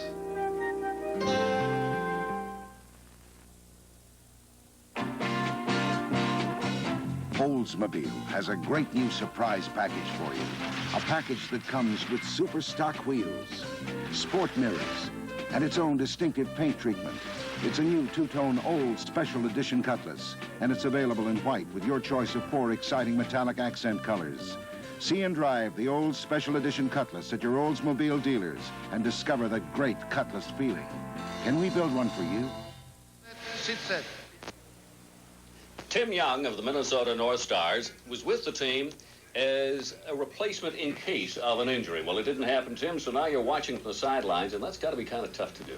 Well, it is, but I miss playing in the tournament and that. But, you know, it's a great thrill to be asked to come over here and be part of Team Canada of 1977-78, so I'm really thrilled about it. You're enjoying yourself? I am, definitely.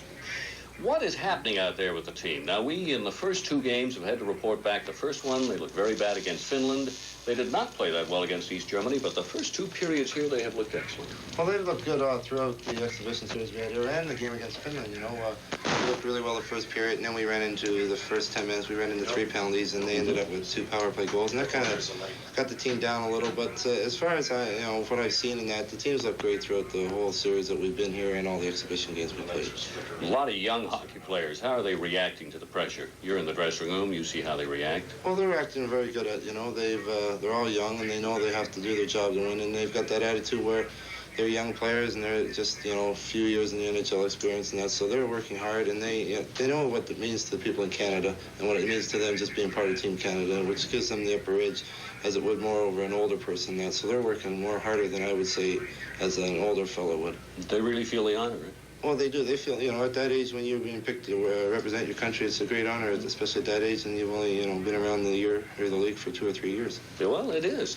You know, Tim, there is one other thing, too, and that is we are playing a very gentle type of hockey compared to the National Hockey League style. Would you like to see them play a little rougher out there? Well, you really can't take that opportunity right because of the refereeing right now. We've had a lot of bad breaks, and it was showing in the Finland game where we ran into 3 or 4 penalties in the second period, and it hurt us. We had 3 power play goals. They tied it up, and they eventually went on to win the game. And, well, let me tell you, Tim Young, you're a super optimist. Let's hope it works out.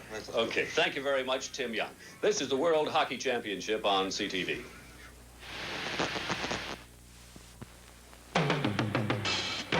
Well, you're gonna get yourself new wheels, and you're wondering what they'll be. Just come on trucking with GMC. Get a rally wagon or a pickup truck, or get a Jimmy Fun machine, and let's go trucking.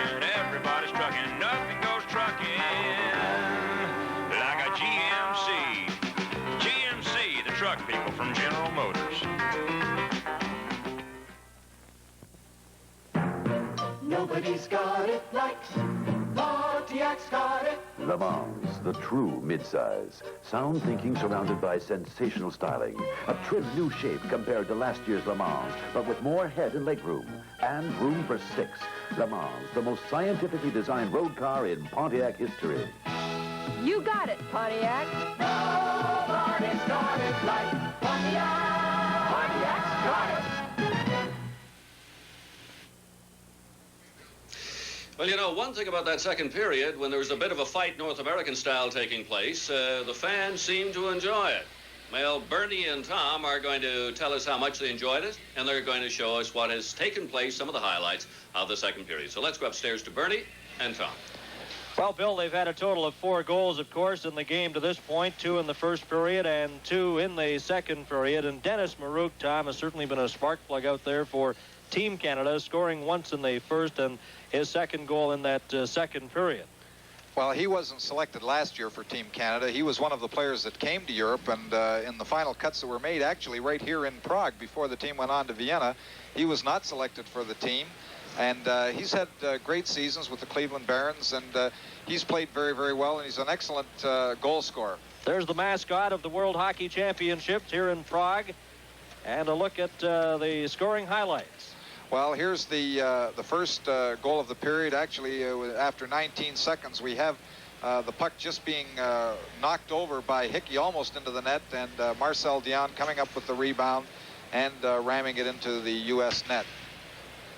And a good chance there by Jim Warner as he let the shot go, stopped by Bouchard. Well, Team Canada's controlled the puck very, very well inside the zone. This was the pass that came from Hampton across to Maruka, who almost had his hat trick there. Here we see the power play again. Puck moved on the side in front to Dion. Dion digging at the puck, but it's covered up by Lepresti. But Team Canada's controlled the puck. Here we have the good opportunity by Bennett when the puck came around the boards. And this is one of the things when you come into a strange rink like this, Hickey wasn't able to pick the rebound up off the boards. Here we see Maxwell on the power play, moving the puck into McMillan. McMillan waits, back to Maxwell, fakes the shot into McMillan. He shoots. There's Dennis Marook, the good little goal scorer, just tapping it out of midair like a good bunt into the net.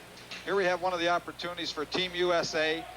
We see the Hickey coming back and dumping the Team USA player and picking up the penalty. Here's the 2-on-1 opportunity with Norwich throwing it over to Johnson. Johnson shooting. Bouchard coming right out of his crease and stopping the puck. And the shots on goal in the second period. Team USA outshot Team Canada 13-11. So overall, Canada has had 28 shots on goal, and Team USA has had 26. And that's a look at the highlights. And let's go back to our studio with Bill Stevenson. You know, this great city that we are in right now is known as Prague the Golden. It is the city of 100 spires. And it also is the city that is located right in the exact center of all Europe. And that's why it's called the Central City of Prague. It's a great city, and in the center of it is the old town. You'll see part of it.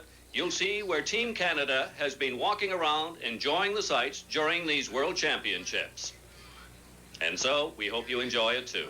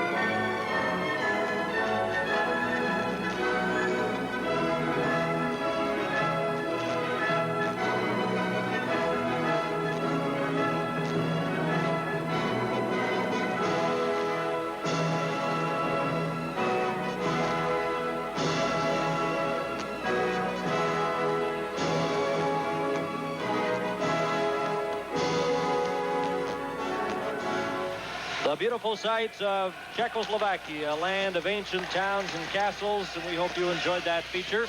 The third period just underway here in Prague with Canada leading Team USA 4-0. And the team starts the third period at full strength. The puck cleared into the Canadian zone. Hickey in after it against Kurt Bennett. He spun around and the puck goes to Jean Pronovo. Pronovo gets by Bennett, then goes back in behind the net. And the puck cleared out. Up over the line comes Canada. Dropped back to Hickey, over to Pronovo. He had trouble with Marcel Dion, and he was knocked down. Number 9 for Team USA is Young Hands. Puck at center ice. Norwich got to the Canadian line but was stopped, and David Shand covers up for Canada. Shand, a lead pass to Pronovo. Pronovo to Marcel Dion. The puck hit him in the skates. He's up with it, though. Passes to Pronovo. His drive, and it's stopped by Pete Lepresti. In behind the net goes Norwich. Around the boards for number 4, Kurt Bennett. Bennett is checked by Marouk. Gets the puck ahead to Young Hands. He stopped. Pronovo then clears it. It hit the American defenseman and comes out to center right. Hampton for Canada. Trying to set up Paymon. It rolls over the line, and Canada called on the icing. 1 minute and 17 seconds have been played in the third period. The coach of Team USA, Johnny Mariucci, who was on the staff of the NHL Minnesota North Stars, and he's being assisted in this tournament by Andre Beaulieu. Hampton, number 2. On defense with Picard is Gary Younger. He'll take this face-off against Dave DeBall of Team USA. Puck is dropped, rolls into the corner to Picard, and he just shoots it down the ice. And again, Canada will be called for icing with the puck and the face-off brought right back into the left of Dan Bouchard. Number 8 is Pat Westrom, who just joined the team. Did not play any exhibition games with Team USA. He was involved in the WHA playoffs, playing for Birmingham against the Winnipeg Jets. Right from the draw, the puck rolls to the ball. He can't get a shot away. Paymon covers up. Looks back as he was checked by Western. Ahead now to Sharpley. Sharpley for Canada. Passes to an open wing. In after it is Jim Warner, number 17. Puck rolled off his stick. Paymon drops it back to Hampton. Hampton in front. And they just failed to deflect that as it rolls over to Patrick. Patrick is checked by Paymon. There's a chance for Canada. Back to Hampton. Lets it go. And Lepresti stopped that. Paymon in the corner. Drops it back in front. There's a backhand shot by Hampton. Knocked down. Glenn Patrick goes after it. And around the other side is Westrom. Westrom let it roll. And Jim Warner, number 17, knocked against the boards by Sharpley. A puck rolls in front. Paymon is dumped, and it's covered up by Team USA. Dave DeBall brings it back. Up on the left wing side, gets a shot, bounces off Hampton. The ball into the corner behind the net for it with Fiddler. Fiddler just failed to get a shot as Picard covers up for Canada. Picard leading a rush. Passes to Paymon on the right side, over the line, going for the goal, and trying to set it up in front. Hit the defense and went wide. Into the Team USA zone. Puck in front. There's a shot by Sharpley. And Marouk just failed to get the rebound. As the puck is brought back by Team USA. Both teams at full strength. Going over the line and into the corner, number 15, Ken Morrow. Morrow passed it right to Marouk. And here comes Marouk. Back for Team Canada. Over the line, a pass in front. There's a shot stopped by Lepresti. Back to the line, turns, then cleared it over to an open wing, and it's brought back by Mike Fiddler. Fiddler over the line, still has it, moves in front, and his shot bounced off turn. Fiddler behind the net, passes in front, and no one there to get it, and rolls all the way into the Team USA zone. 3 minutes and 35 seconds have been played in the third period. Behind the net goes Mike Murphy. Murphy gets it back, turns, can't keep it in. Passes over to Brad Maxwell.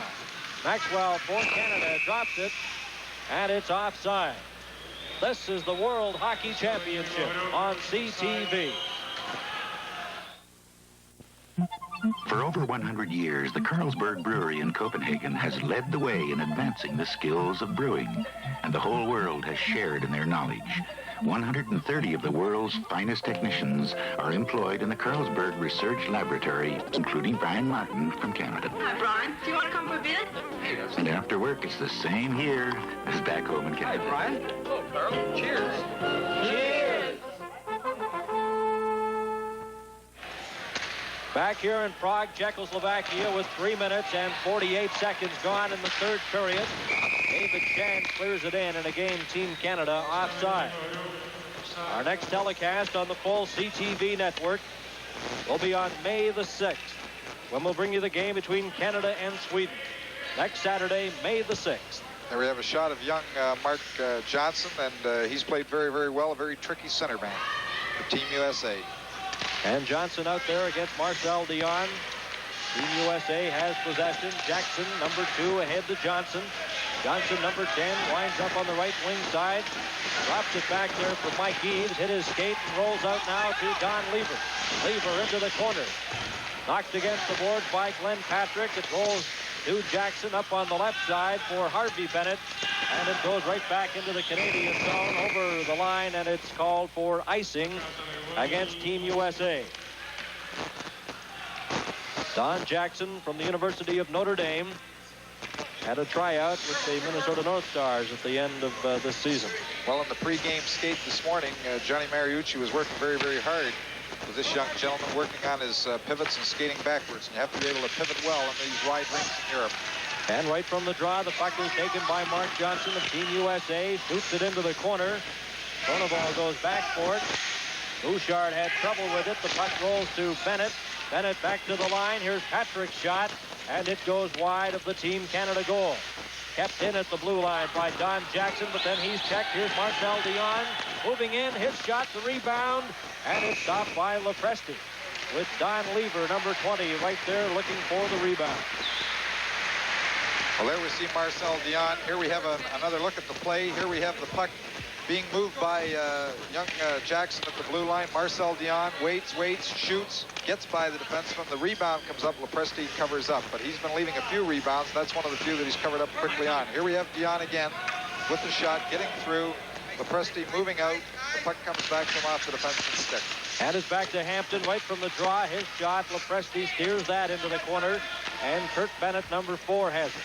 Bennett drops it behind there for Westrom. He's checked.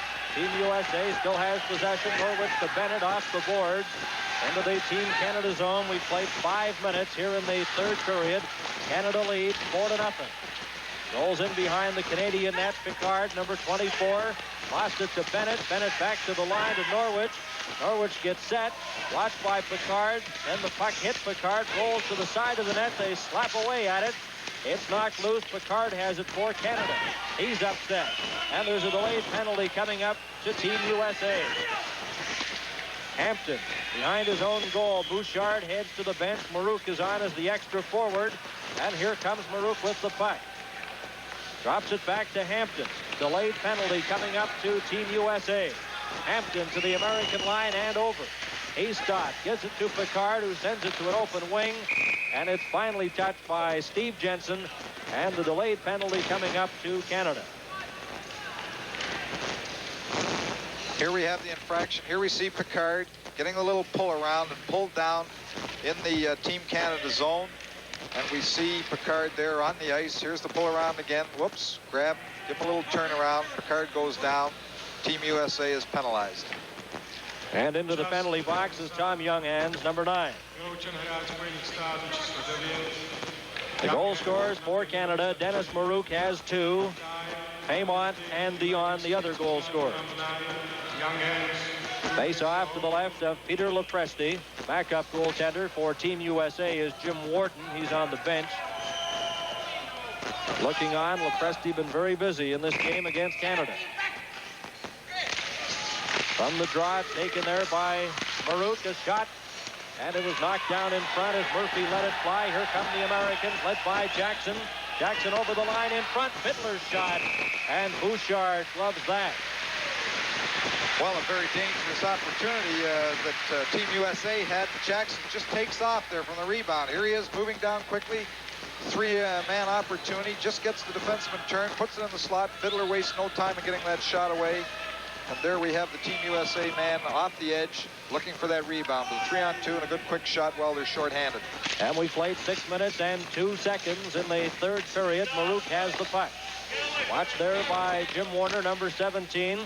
Passes over to Brad Maxwell, number 5. Maxwell back to Dennis Kearns, to Maxwell, to the American line and over. Rolls in behind the net, and back after it is Ken Morrow.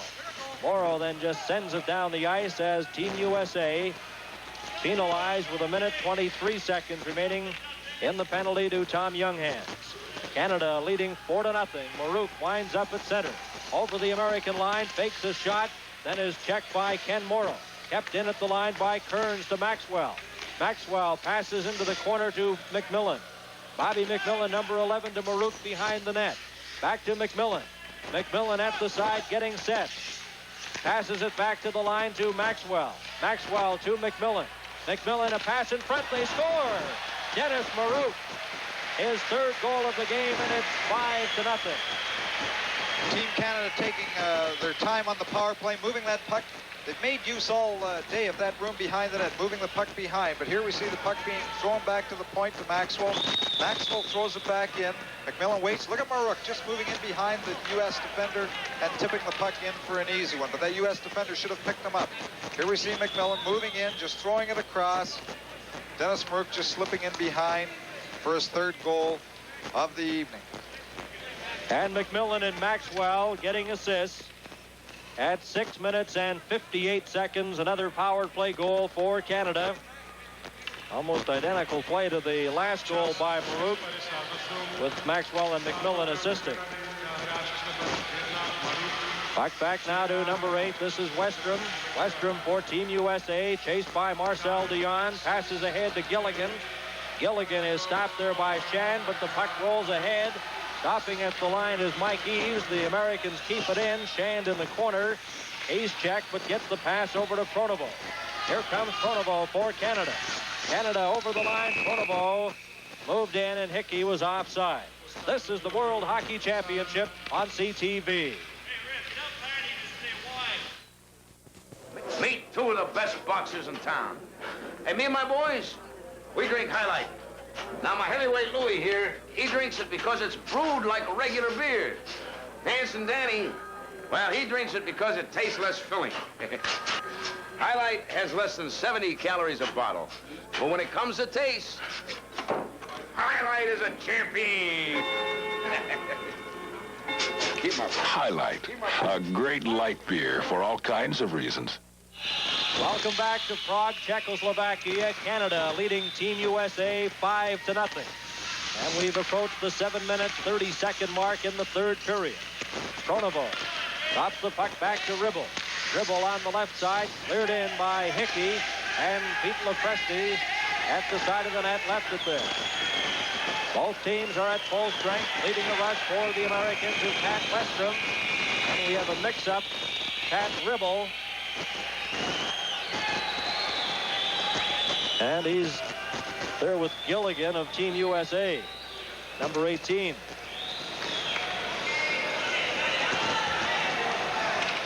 Well, that was a little action behind the play when Team USA moved up the ice. And Norwich and Ribble had a little bit of a hassle. Here we have Pronovo moving in front of Ribble and making sure that he goes right to the box so that there is no further action, and they each take the penalty. Of course, it's Bill Gilligan, number 18 of Team USA. And Ribble, they head into the penalty box. 7 minutes, 51 seconds will be the time of the double minors handed out by referee Saponen of Finland. Gilligan, number 18 from Brown University, and Cincinnati of the WHA. Pat Ribble plays for the NHL Atlanta Flames. Ready now for the face-off. Laszlo Scow, linesman from Hungary, wearing jersey number 24. Drops the puck, and it's taken by the Americans. Number 20, Eves, on the right side, goes after it. And he has Collier breaking on the left. Over the line goes Eves, gets a shot, and it's knocked down by Hampton. Hampton coming back for Canada. Passes to Sharpley. Sharpley into the corner, spun around, still has the puck. Sharpley in front. There's a deflection. They score. Canada. Paymont makes it 6-0. Well, another easy goal for Team Canada. And those U.S. defenders are letting Team Canada members stay loose around that crease and not tying them up. Here we see the puck being moved up the ice. Sharpley makes the good move to get by Patrick. Makes a little move to the outside. Patrick only gets a piece of him. Turns, moves it through. Sees Paymont all by himself on the far side, and he just tips it through. Here we see the move again, sharply moving the puck through. See Westrom getting over there a little too late. Paymont puts the puck over Lepresti for Team Canada's 6th goal. And the time of the goal, 8 minutes and 13 seconds. Canada leading 6-0. And that's Paymont's 2nd goal of this game. Here comes Sharpley back for Canada. In with Hampton. Fakes his shot, spun around, gets it in front. Paymont moves towards the goal. His shot was stopped by Lepresti. Paymont back to the line. Picard couldn't keep it in. And he takes it back to his own blue line and clears it. Knocked down by Norwood. Norwood coming back for Team USA. Got a shot, but he was stopped by Sharpley. Jensen has a chance, and Hampton breaks that up. Hampton, number 2 for Canada. On the right side. Passes over to the left wing side. It's taken now by the Team Canada player, Picard, over the line. Stop. Passes in front. Here's a shot, and it just goes wide as Unger let that go. Picard at his own blue line for Canada, watched by Jensen. Passed it right to the Team USA player over the line, and Morrow dropped it back, and it's taken back by Canada's Picard. Picard rolls it in front, and Don Lever had it bounced off his stick into the corner. Lever goes in and pins Morrow there, and they get a whistle. Morrow actually lost his stick. Ribble in the penalty box. Along with Gilligan, they have 22 seconds remaining in their double minors. Or coincidental minors. Coincidental minors for roughing. Face off to the right of Lepresti. And moving out of position there was Jim Warner, number 17 of Team USA. Paymont has scored 2 goals. Dennis Marouk 2. Or Dennis Marouk 3, Paymont 2, and Marcel Dion the other goal. Ready now. Number 7 for the Americans is Mike Fiddler against number 7 of Canada, Gary Younger. They get tied up, and Jackson will try to bring it out for Team USA. Jackson up to his own blue line at center ice, going over the line with Fiddler. Takes it into the corner. 15 seconds remaining at the midway point here of the 3rd period. The puck to Gary Younger. In behind the net, a bouncing puck in front. Going after it is Kearns. It rolls into the corner. This is the World Hockey Championship on CTV.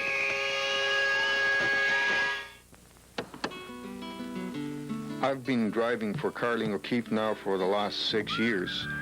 Driving a truck doesn't make me an expert on beer, but being around Carling O'Keefe sure has taught me a lot. For instance, this load I'm hauling is the result of a lot of good things. Take the ingredients that go into it. Carling O'Keefe try to buy the best hops, malt, and barley available. Then, too, there are the people who brew our beer. They're proud of their work. When it comes to brewmasters, guys like Bob are tops. Their word is it. No compromises, no shortcuts. Good beer takes time and attention. They make sure it gets both, and plenty of it. Me, I just make sure that whatever brand of Carling O'Keefe beer you buy, it gets to you fresh. It all comes down to one thing. The best to you from the people at Carling O'Keefe.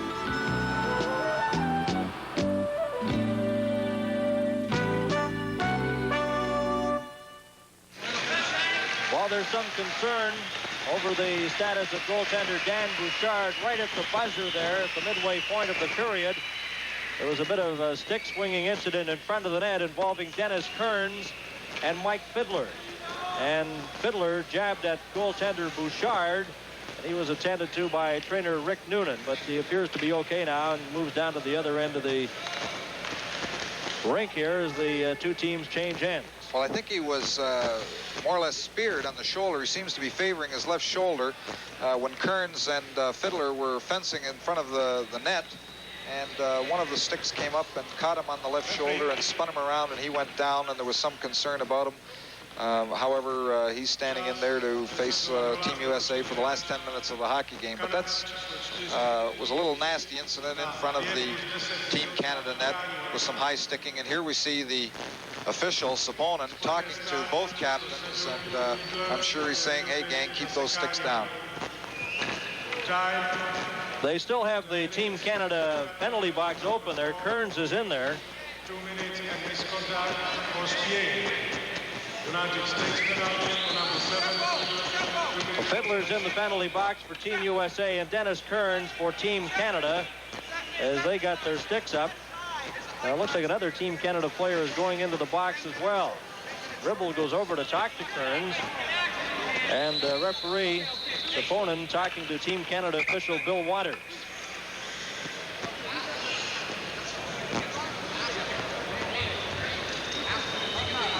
They've still got the gate open.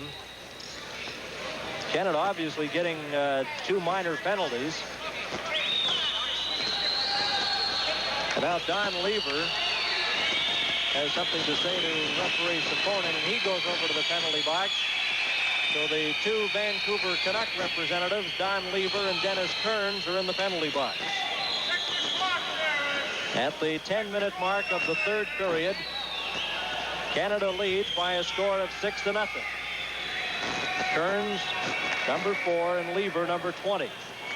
Well, that seems rather difficult in that the 2 high sticked in front of the net. Bouchard was the man that went down. You might think the Team USA would pick up the extra minor, but no, Team Canada gets the 2 minors. And it hasn't been announced what that second offense is for when Don Lever moved into the box. You know, they haven't got it marked on the clock. It could be a misconduct penalty. They just have the 2 minors.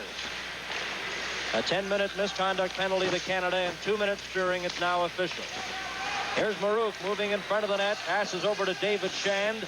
Shand drops it back to Ribble, and it goes wide.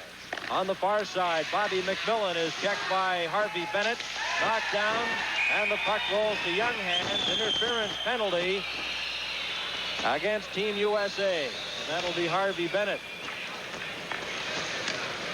Well, really, Harvey Bennett did pull the Team Canada man down, and it hasn't been shown on the board that that there was a minor to Lever.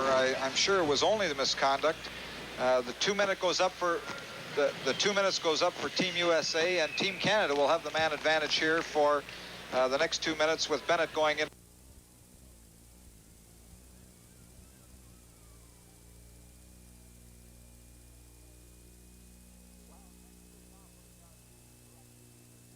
While technical problems are being corrected, we present the European...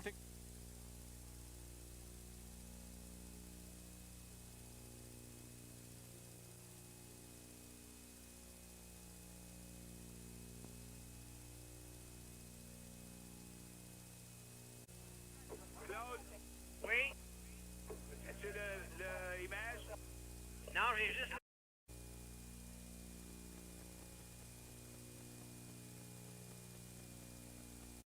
And we have 11 minutes and 28 seconds gone in the 3rd period. Winding up this Picard over the line with Dennis Marouk. Into the corner after it. Knocked against the boards. The puck comes back to Brad Maxwell. Maxwell lets it go. Kicked out by Lepresti. Marouk into the corner. Back to McMillan. Back to Maxwell. Maxwell into the corner to McMillan. Puck rolls to the side. Marouk has it. Dennis Marouk for Canada. Watched by Younghand. Comes in front, passes to Picard, gets it off the boards, and it's off his stick and down the ice. We've been experiencing a few technical problems, regretfully, and we hope they are clarified now. Canada leads 6-0. Picard over the line. Puck rolls into the corner. Lepresti stops it. In behind the net goes Canada. Off the boards. Ken Morrow goes in after it and passes to Jackson. Jackson, as Bennett steps on the ice. Team USA. And the Team Canada at full strength as well. However, Kearns is serving a misconduct penalty. Here comes Don Lever. Lever over the line. Fakes the shot, moves towards the goal, passes in front, and it's intercepted by Team USA. 2 players collide at center. That was Bennett and Sharpley. Dribble, number 3, coming out for Canada. Passes to Lever. Lever's over the line. And we're experiencing video picture problems here from Prague, unfortunately, and we hope you'll stand by. Well, you know, there have been a lot of criticism directed towards Canada and their development of hockey players, but I couldn't help thinking when I saw Robert Picard and Brad Maxwell, the two-point man on that last power play. Here are two young players, 20 years of age, 1 year out of junior hockey, 1 year professional experience, and they moved that puck very, very well between the points when Team Canada had the man advantage. 13 minutes and 3 seconds have been played here in the third period, and we're still experiencing video problems on this feed from Prague, Czechoslovakia. Canada leads 6-0. Puck rolled to center ice, stopped there by Pat Westrom. Off the boards into the Canadian zone, and backboard is Pat Ribble. A pass to Pat Hickey. Hickey tried to get it over to Pronovo. It's intercepted and brought back by the ball. His shot just goes wide. Pronovo slaps it out. A 2-on-1 break for Canada. Over the line is Hickey, and he couldn't get the puck over to Marcel Dion. Into the corner after it is David Chan. Chan to Pronovo. He scores. Pronovo has the puck bounced off the post in behind goaltender Lepresti, and it's 7-0. Well, the quick shot came from in front of the net. David Chan just moving behind the net, keeping a hold of that puck, throwing it out to Pronovo in the slot. Here we see him moving almost offside at the blue line. The puck moves over. Here we have Hickey being taken hard into the board, being held really. Chan falls to Pronovo in the slot, off the post and in behind but it just caught the edge of the post. Here we see Shand again, moving it into Pronovo, just behind and then back out again. And really, there was some discussion that the puck really did enter the net, but it was over the line. Pronovo's quick shot from Shand. And the time of the goal, 13 minutes and 35 seconds of the third period. Both teams are at full strength, except Dennis Kearns of Canada is in the penalty box serving a 10-minute misconduct. So that's how that penalty situation went. Don Lever went in to serve the minor to Kearns. Kearns had a minor plus the misconduct. And as Tom pointed out, it was actually Mike Fiddler that got the extra stick at goaltender Bouchard and should have perhaps picked up an additional penalty, but they gave it to Team Canada. Canada leads 7-0 over Team USA. Hickey has the puck at center. Circling around, checked momentarily by DeBall. Off the board, the ball goes back after it. Into the Canadian zone, heading towards the goal. Tries to get it in front to Gilligan. And he's checked by Ribble. Ribble, a pass to Pronovo. Pronovo coming to center for Canada. Over the Team USA line, dumped, and it's offside. This is the World Hockey Championship on CTV. Nobody's got it like Pontiac's got it. The mystique of Grand Prix. Personal luxury infused with the pure enjoyment of driving. It's something you can really feel. Grand Prix has it. A sense of class in a car that begs to be driven. And at a cost far less than you might imagine. Grand Prix. You got it, Pontiac. Nobody's got it like Pontiac. Pontiac's got it. A reminder of our next telecast live from Prague, Czechoslovakia will be Saturday, May the 6th. Next Saturday, we'll bring you the game between Canada and Sweden on the full CTV network. And here we played 14 minutes and 20 seconds in the third period. Canada leads 7-0. Puck rolls into the corner. Glenn Patrick is knocked against the board. Kurt Bennett gets it out, and Team USA breaks away. Younghand passed it into the corner. In behind the Canadian goal, Picard, number 24, goes after it. He's bumped by Younghand. Off the boards, a pass to Dennis Marouk. Marouk trying to set it up in front for McMillan. Team USA comes back. Jackson gets by Hampton. Puck rolls into the corner. Jackson bumped against the board. Steve Jensen, number 12, rolls into the side. Stopped by Bouchard. Bennett's drive, and that stop. Rolls in behind the net. Kurt Bennett, number 4 for the Americans. Trying to get it in front. Drops it over, intended for Patrick. Knocked down, Hampton dumped, and it's over. Linesman's calling it a two-line pass. Well, there was some question. Hampton, his feet were inside the line. Whether the puck or not was over the blue line, but he threw it ahead to get the opportunity for Team Canada. But the linesman rules that it was a two-line pass and that he really was behind the blue line and not eligible to pick up the pass over center ice. Here we see the U.S. team controlling the puck, and Team Canada standing around a little bit. Not moving the puck or not going after the men in their zone very aggressively. 2 or 3 good opportunities for Team USA. And along with Bill Stevenson, Tom Watt, this is Bernie Pascal in Prague, Czechoslovakia, with Canada leading 7-0. Puck rolls into the corner. Glenn Sharpley rolls it out for Gary Younger. Got by him, and Ken Morrow goes behind his own net. Butler Presti scooped it off the board. Kept in by Ribble. Here's a chance for Paymont in front. Sharpley got a shot, but it was knocked down and cleared by Glenn Patrick. Patrick bumps with Sharpley. Kept in by Team Canada. Now the Americans break out. This is Mike Eaves coming over the line. Eaves gets a shot away, but it bounced off Ribble. Ribble left it there for Sharpley. Glenn Sharpley, a pass on the right side for Paymont. He has scored 2 goals for Team Canada.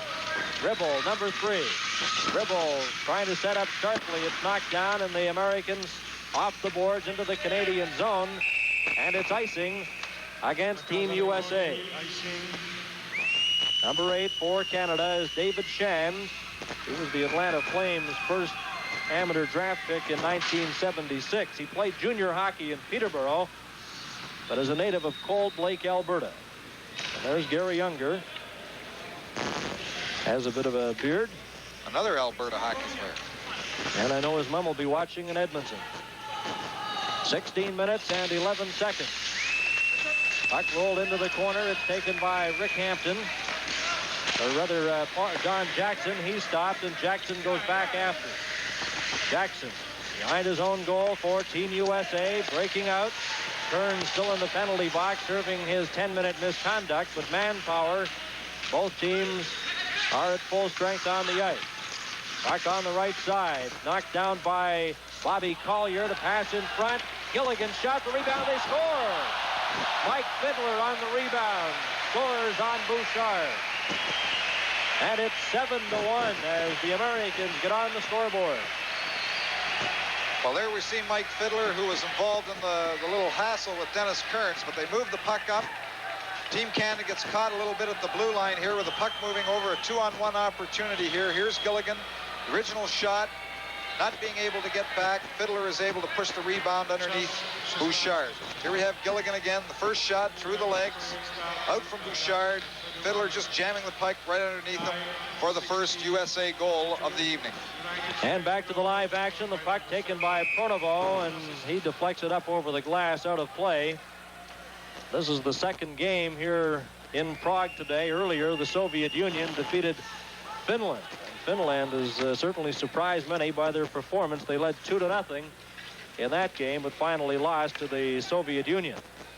You know, it's really funny. A lot of hockey players have the little superstition. They're not to talk about that shutout if you're going into the last few minutes of the hockey game. And I'm sure a lot of people were talking and trying to work for Bouchard's shutout here, but it wasn't to be when Team USA got that late goal. And the puck rolls into the corner, stopped by the Americans. There's a shot by Patrick. They score! In front, Phil Gilligan. And the Americans get 2 quick goals, and it's 7-2. Gilligan parked right in front of the net. Fired it past Bouchard.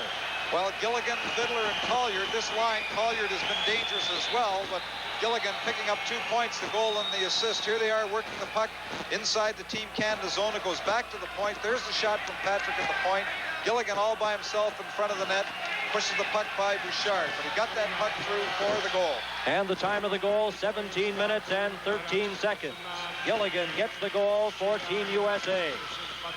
Puck rolls into the American zone, and it's offside. This is the World Hockey Championship on CTV. We work together. I dig the holes, and I fill them back in. And after a hard day of digging and filling, we like a light beer. Highlight. It tastes less filling. It's brewed like regular beer, so it tastes good. It has a little less than 70 calories in a bottle. I'll fill it in. I'll dig it. Highlight, a great light beer for all kinds of reasons. Well, Canada built up a 7-0 lead, but Team USA has scored 2 goals late here in the third period, Fiddler and Gilligan. And it's 7-2 for Canada. Puck taken again by Gilligan. Cleared it over the line. Has it. Here's a chance in front. Colliard is robbed by Bouchard. And that second shot by Gilligan goes wide. Paymont passes ahead to Sharpley. Coming in with Gary Unger. Rolling puck. Takes it into the corner. Pass to an open wing. Going in after it is Paymont. Bumps against the board. Puck rolls out to number 7. That's Mike Fiddler. And back comes Team USA. Going in with Colliard over the line. Into the corner. And we into the final 2 minutes. As the puck is stopped at the line there by Patrick. Trying to set up Steve Jensen, and Sharpley breaks that up. Here comes Canada. Paymont over the line. Gets a shot. And that's deflected wide. Paymont has it again. Rolls it. Deflected out to center ice to Rick Hampton. Hampton, number 2 for Canada. He's checked by Kirk Bennett. Passes to Sharpley, but it's offside. Unger was over the blue line. Well, you know what Team Canada players are saying. They've had 3 goals in this period, and the United States coming back with 2. And, you know, you're saying on the bench, come on, gang, we got to win every period, you know, and we're not going to let down and have the U.S. get back so that they are even with us on this period. You always try to win each period in the hockey game, and then the game takes care of itself. And we have 1 minute and 31 seconds remaining in the game. Canada leading 7-2. Marcel Dion is stopped at the line. Hampton shoots the puck in, but it's offside. Team Canada, a very young team here in Prague. And, you know, you look down the Team Canada lineup, and they have a total of 6 players that lead their respective teams in scoring in the NHL. Unger leads St. Louis this year. Paymont, the top scorer with Colorado. McMillan, the top scorer with Atlanta. Guy Charon, the leading point getter with Washington. Marcel Dion, the Los Angeles Kings top scorer. And Dennis Marouk, the top scorer for Cleveland. So there definitely is a lot of power and scoring power on this Team Canada squad.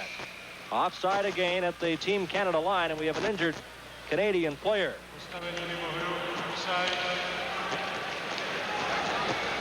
Well, here we have Marcel Dion just wheeling, and it's very doubtful. It looked as if the winger did hold the blue line. The linesman says that that one skate came over, the second skate came over and caused the offside. And I think that the player really was hit by the linesman's arm in making the call. And he's all right. It was John Fornevoy. He was just shaken up, but he's okay now. We have 55 seconds left in the third period and the game. Canada leading 7-2. Kept in by Team USA, and now Hickey comes back for Canada. Hickey over the line, watched by Norwich, goes after the loose puck. Hampton moves for the goal, has the puck, and then it just rolled away off his stick. Pronovo slaps at it, goes in behind the net to Marcel Dion. Hickey's in front, and the puck just failed to reach him. 30 seconds left in the game. Jensen pins Pronovo against the boards with some help from number 8, Pat Westrom. Dennis Marouk has scored 3 goals for Canada. Paymont has scored twice. Marcel Dion and Pronovo, the other goal scorers. Fiddler and Gilligan have scored for Team USA. 27 seconds left on the clock. Face off to the left of Peter Lepresti. Our next telecast on CTV will be Saturday, May the 6th. We'll bring you the game between Canada and Sweden live from Prague, Czechoslovakia. And the linesman unhappy with the 2 players in there for the face-off. And he's telling them to get out. At least the Team USA player, Kurt Bennett, moves in and will take the face-off in place of Tom Younghans. And Marouk also chased out. And Gary Unger, number 7's in there. Puck rolls to the line and out. Ribble has it at center ice. 20 seconds left. Ribble clears it in. Lepresti out of the net. Stops it and clears it over to Craig Norwood. Norwood coming out for Team USA. A long pass on the left side over 2 lines. And it's an offside pass, and the face-off brought back inside the American blue line. Steve Jensen, 6'2", 190 pounds, born in Minneapolis. There we have the 2-line pass from inside the U.S. blue line. Steve Jensen taking the puck over to center ice red line, being offside into the neutral zone. 9 seconds left in the game. The puck rolls over to David Shand. He just backhands it into the corner. 4 seconds left. After it is Pat Westrom. He's checked as the puck as the horn goes to end the third period and the game. And Team Canada off to congratulate Daniel Bouchard. This is the World Hockey Championship on CTV. These are my new salesmen, and we all drink High Life. Right, boys? Right. I'll tell you what's great about High Life. It's brewed like regular beer, so it tastes good. Good point. And it also tastes less filling. High Light has a little less than 70 calories in a bottle. Boys, you've sold me. High Life's a great light beer, and that was such a great sales job, I'm going to double your monthly quota. Highlight, a great light beer for all kinds of reasons. We'd like to show you how much you can get out of the new Cutlass Cruiser from Oldsmobile.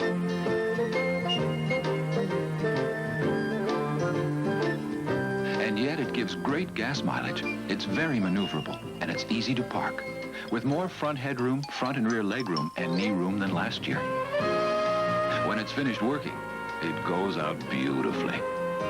The new Oldsmobile Cutlass Cruiser. Can we build one for you? Well, a 7-2 victory for Team Canada, and certainly a very good one against this United States club who has looked tough in the other games it's played, especially the ones against the Soviets. Al Eagleson is with me, and Al, I think this kind of shows that maybe the concept of going with youth might pay off. They're able to rebound. Well, they're learning, and what was nice about tonight, we had a couple of rough times around the back of the net, and on not one occasion did we have any reaction of a negative way by our players. The young fellows are getting a little more used to the ice surface. As Mike Murphy was saying, Al, the problem is in the NHL we're taught to control the boards and keep our lanes clear, whereas in this league you have to crisscross to keep pace with your wingers. I'll tell you something else, Al. If you're the coach out there, you're going to have ulcers, because Harry Howell, you know, he's got a 7-0 lead, and suddenly they pop in 2 quick ones, and this has really been hurting him. And it was the result of, we were forechecking them in their zone, then suddenly, bang, it popped in, first on the rebound, the second on the good shot. What can you do? 7-2, it's a lot better than losing 6-4. Absolutely, and a good performance by Team Canada. This is the World Hockey Championship on CTV.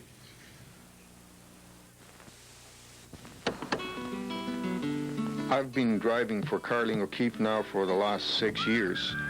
Driving a truck doesn't make me an expert on beer, but being around Carling O'Keefe sure has taught me a lot. For instance, this load I'm hauling is the result of a lot of good things. Take the ingredients that go into it. Carling O'Keefe try to buy the best hops, malt, and barley available. Then, too, there are the people who brew our beer. They're proud of their work. And when it comes to brewmasters, guys like Bob are tops. Their word is it.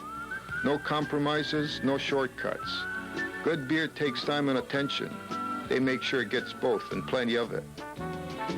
Me, I just make sure that whatever brand of Carling O'Keefe beer you buy, it gets to you fresh. It all comes down to one thing. The best to you from the people at Carling O'Keefe.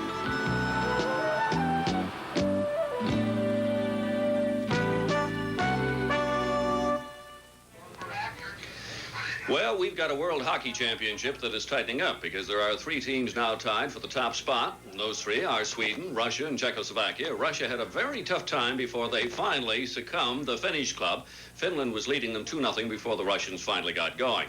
And in this one, of course, Team Canada with their best performance of the championship, coming back to the form that they showed in the exhibition games against Sweden and the 2 games here against the Czech Nationals and the Czech B squad. Now, if Harry Howell can bring this squad back, a group of young hockey players, and get them playing the type of hockey they were before the championship started, there's no doubt they could be a factor. And the thing that they're after now is to finish in the top 4. Well, on behalf of our sponsors and the CTV Television Network Limited, we invite you to be watching this Saturday for the game between Canada and Sweden. This World Hockey Championship telecast has been an exclusive presentation of CTV Sports. The 1978 World Hockey Championship has been brought to you by General Motors of Canada Limited and Carling O'Keefe Breweries.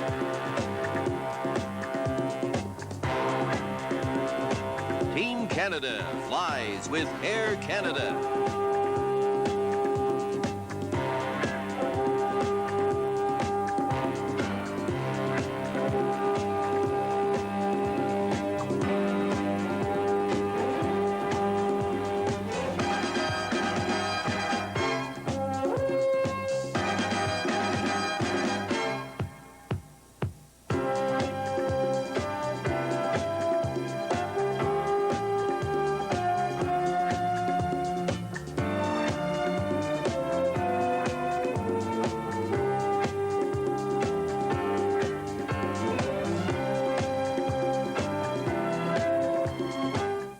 This is the CTV Television Network.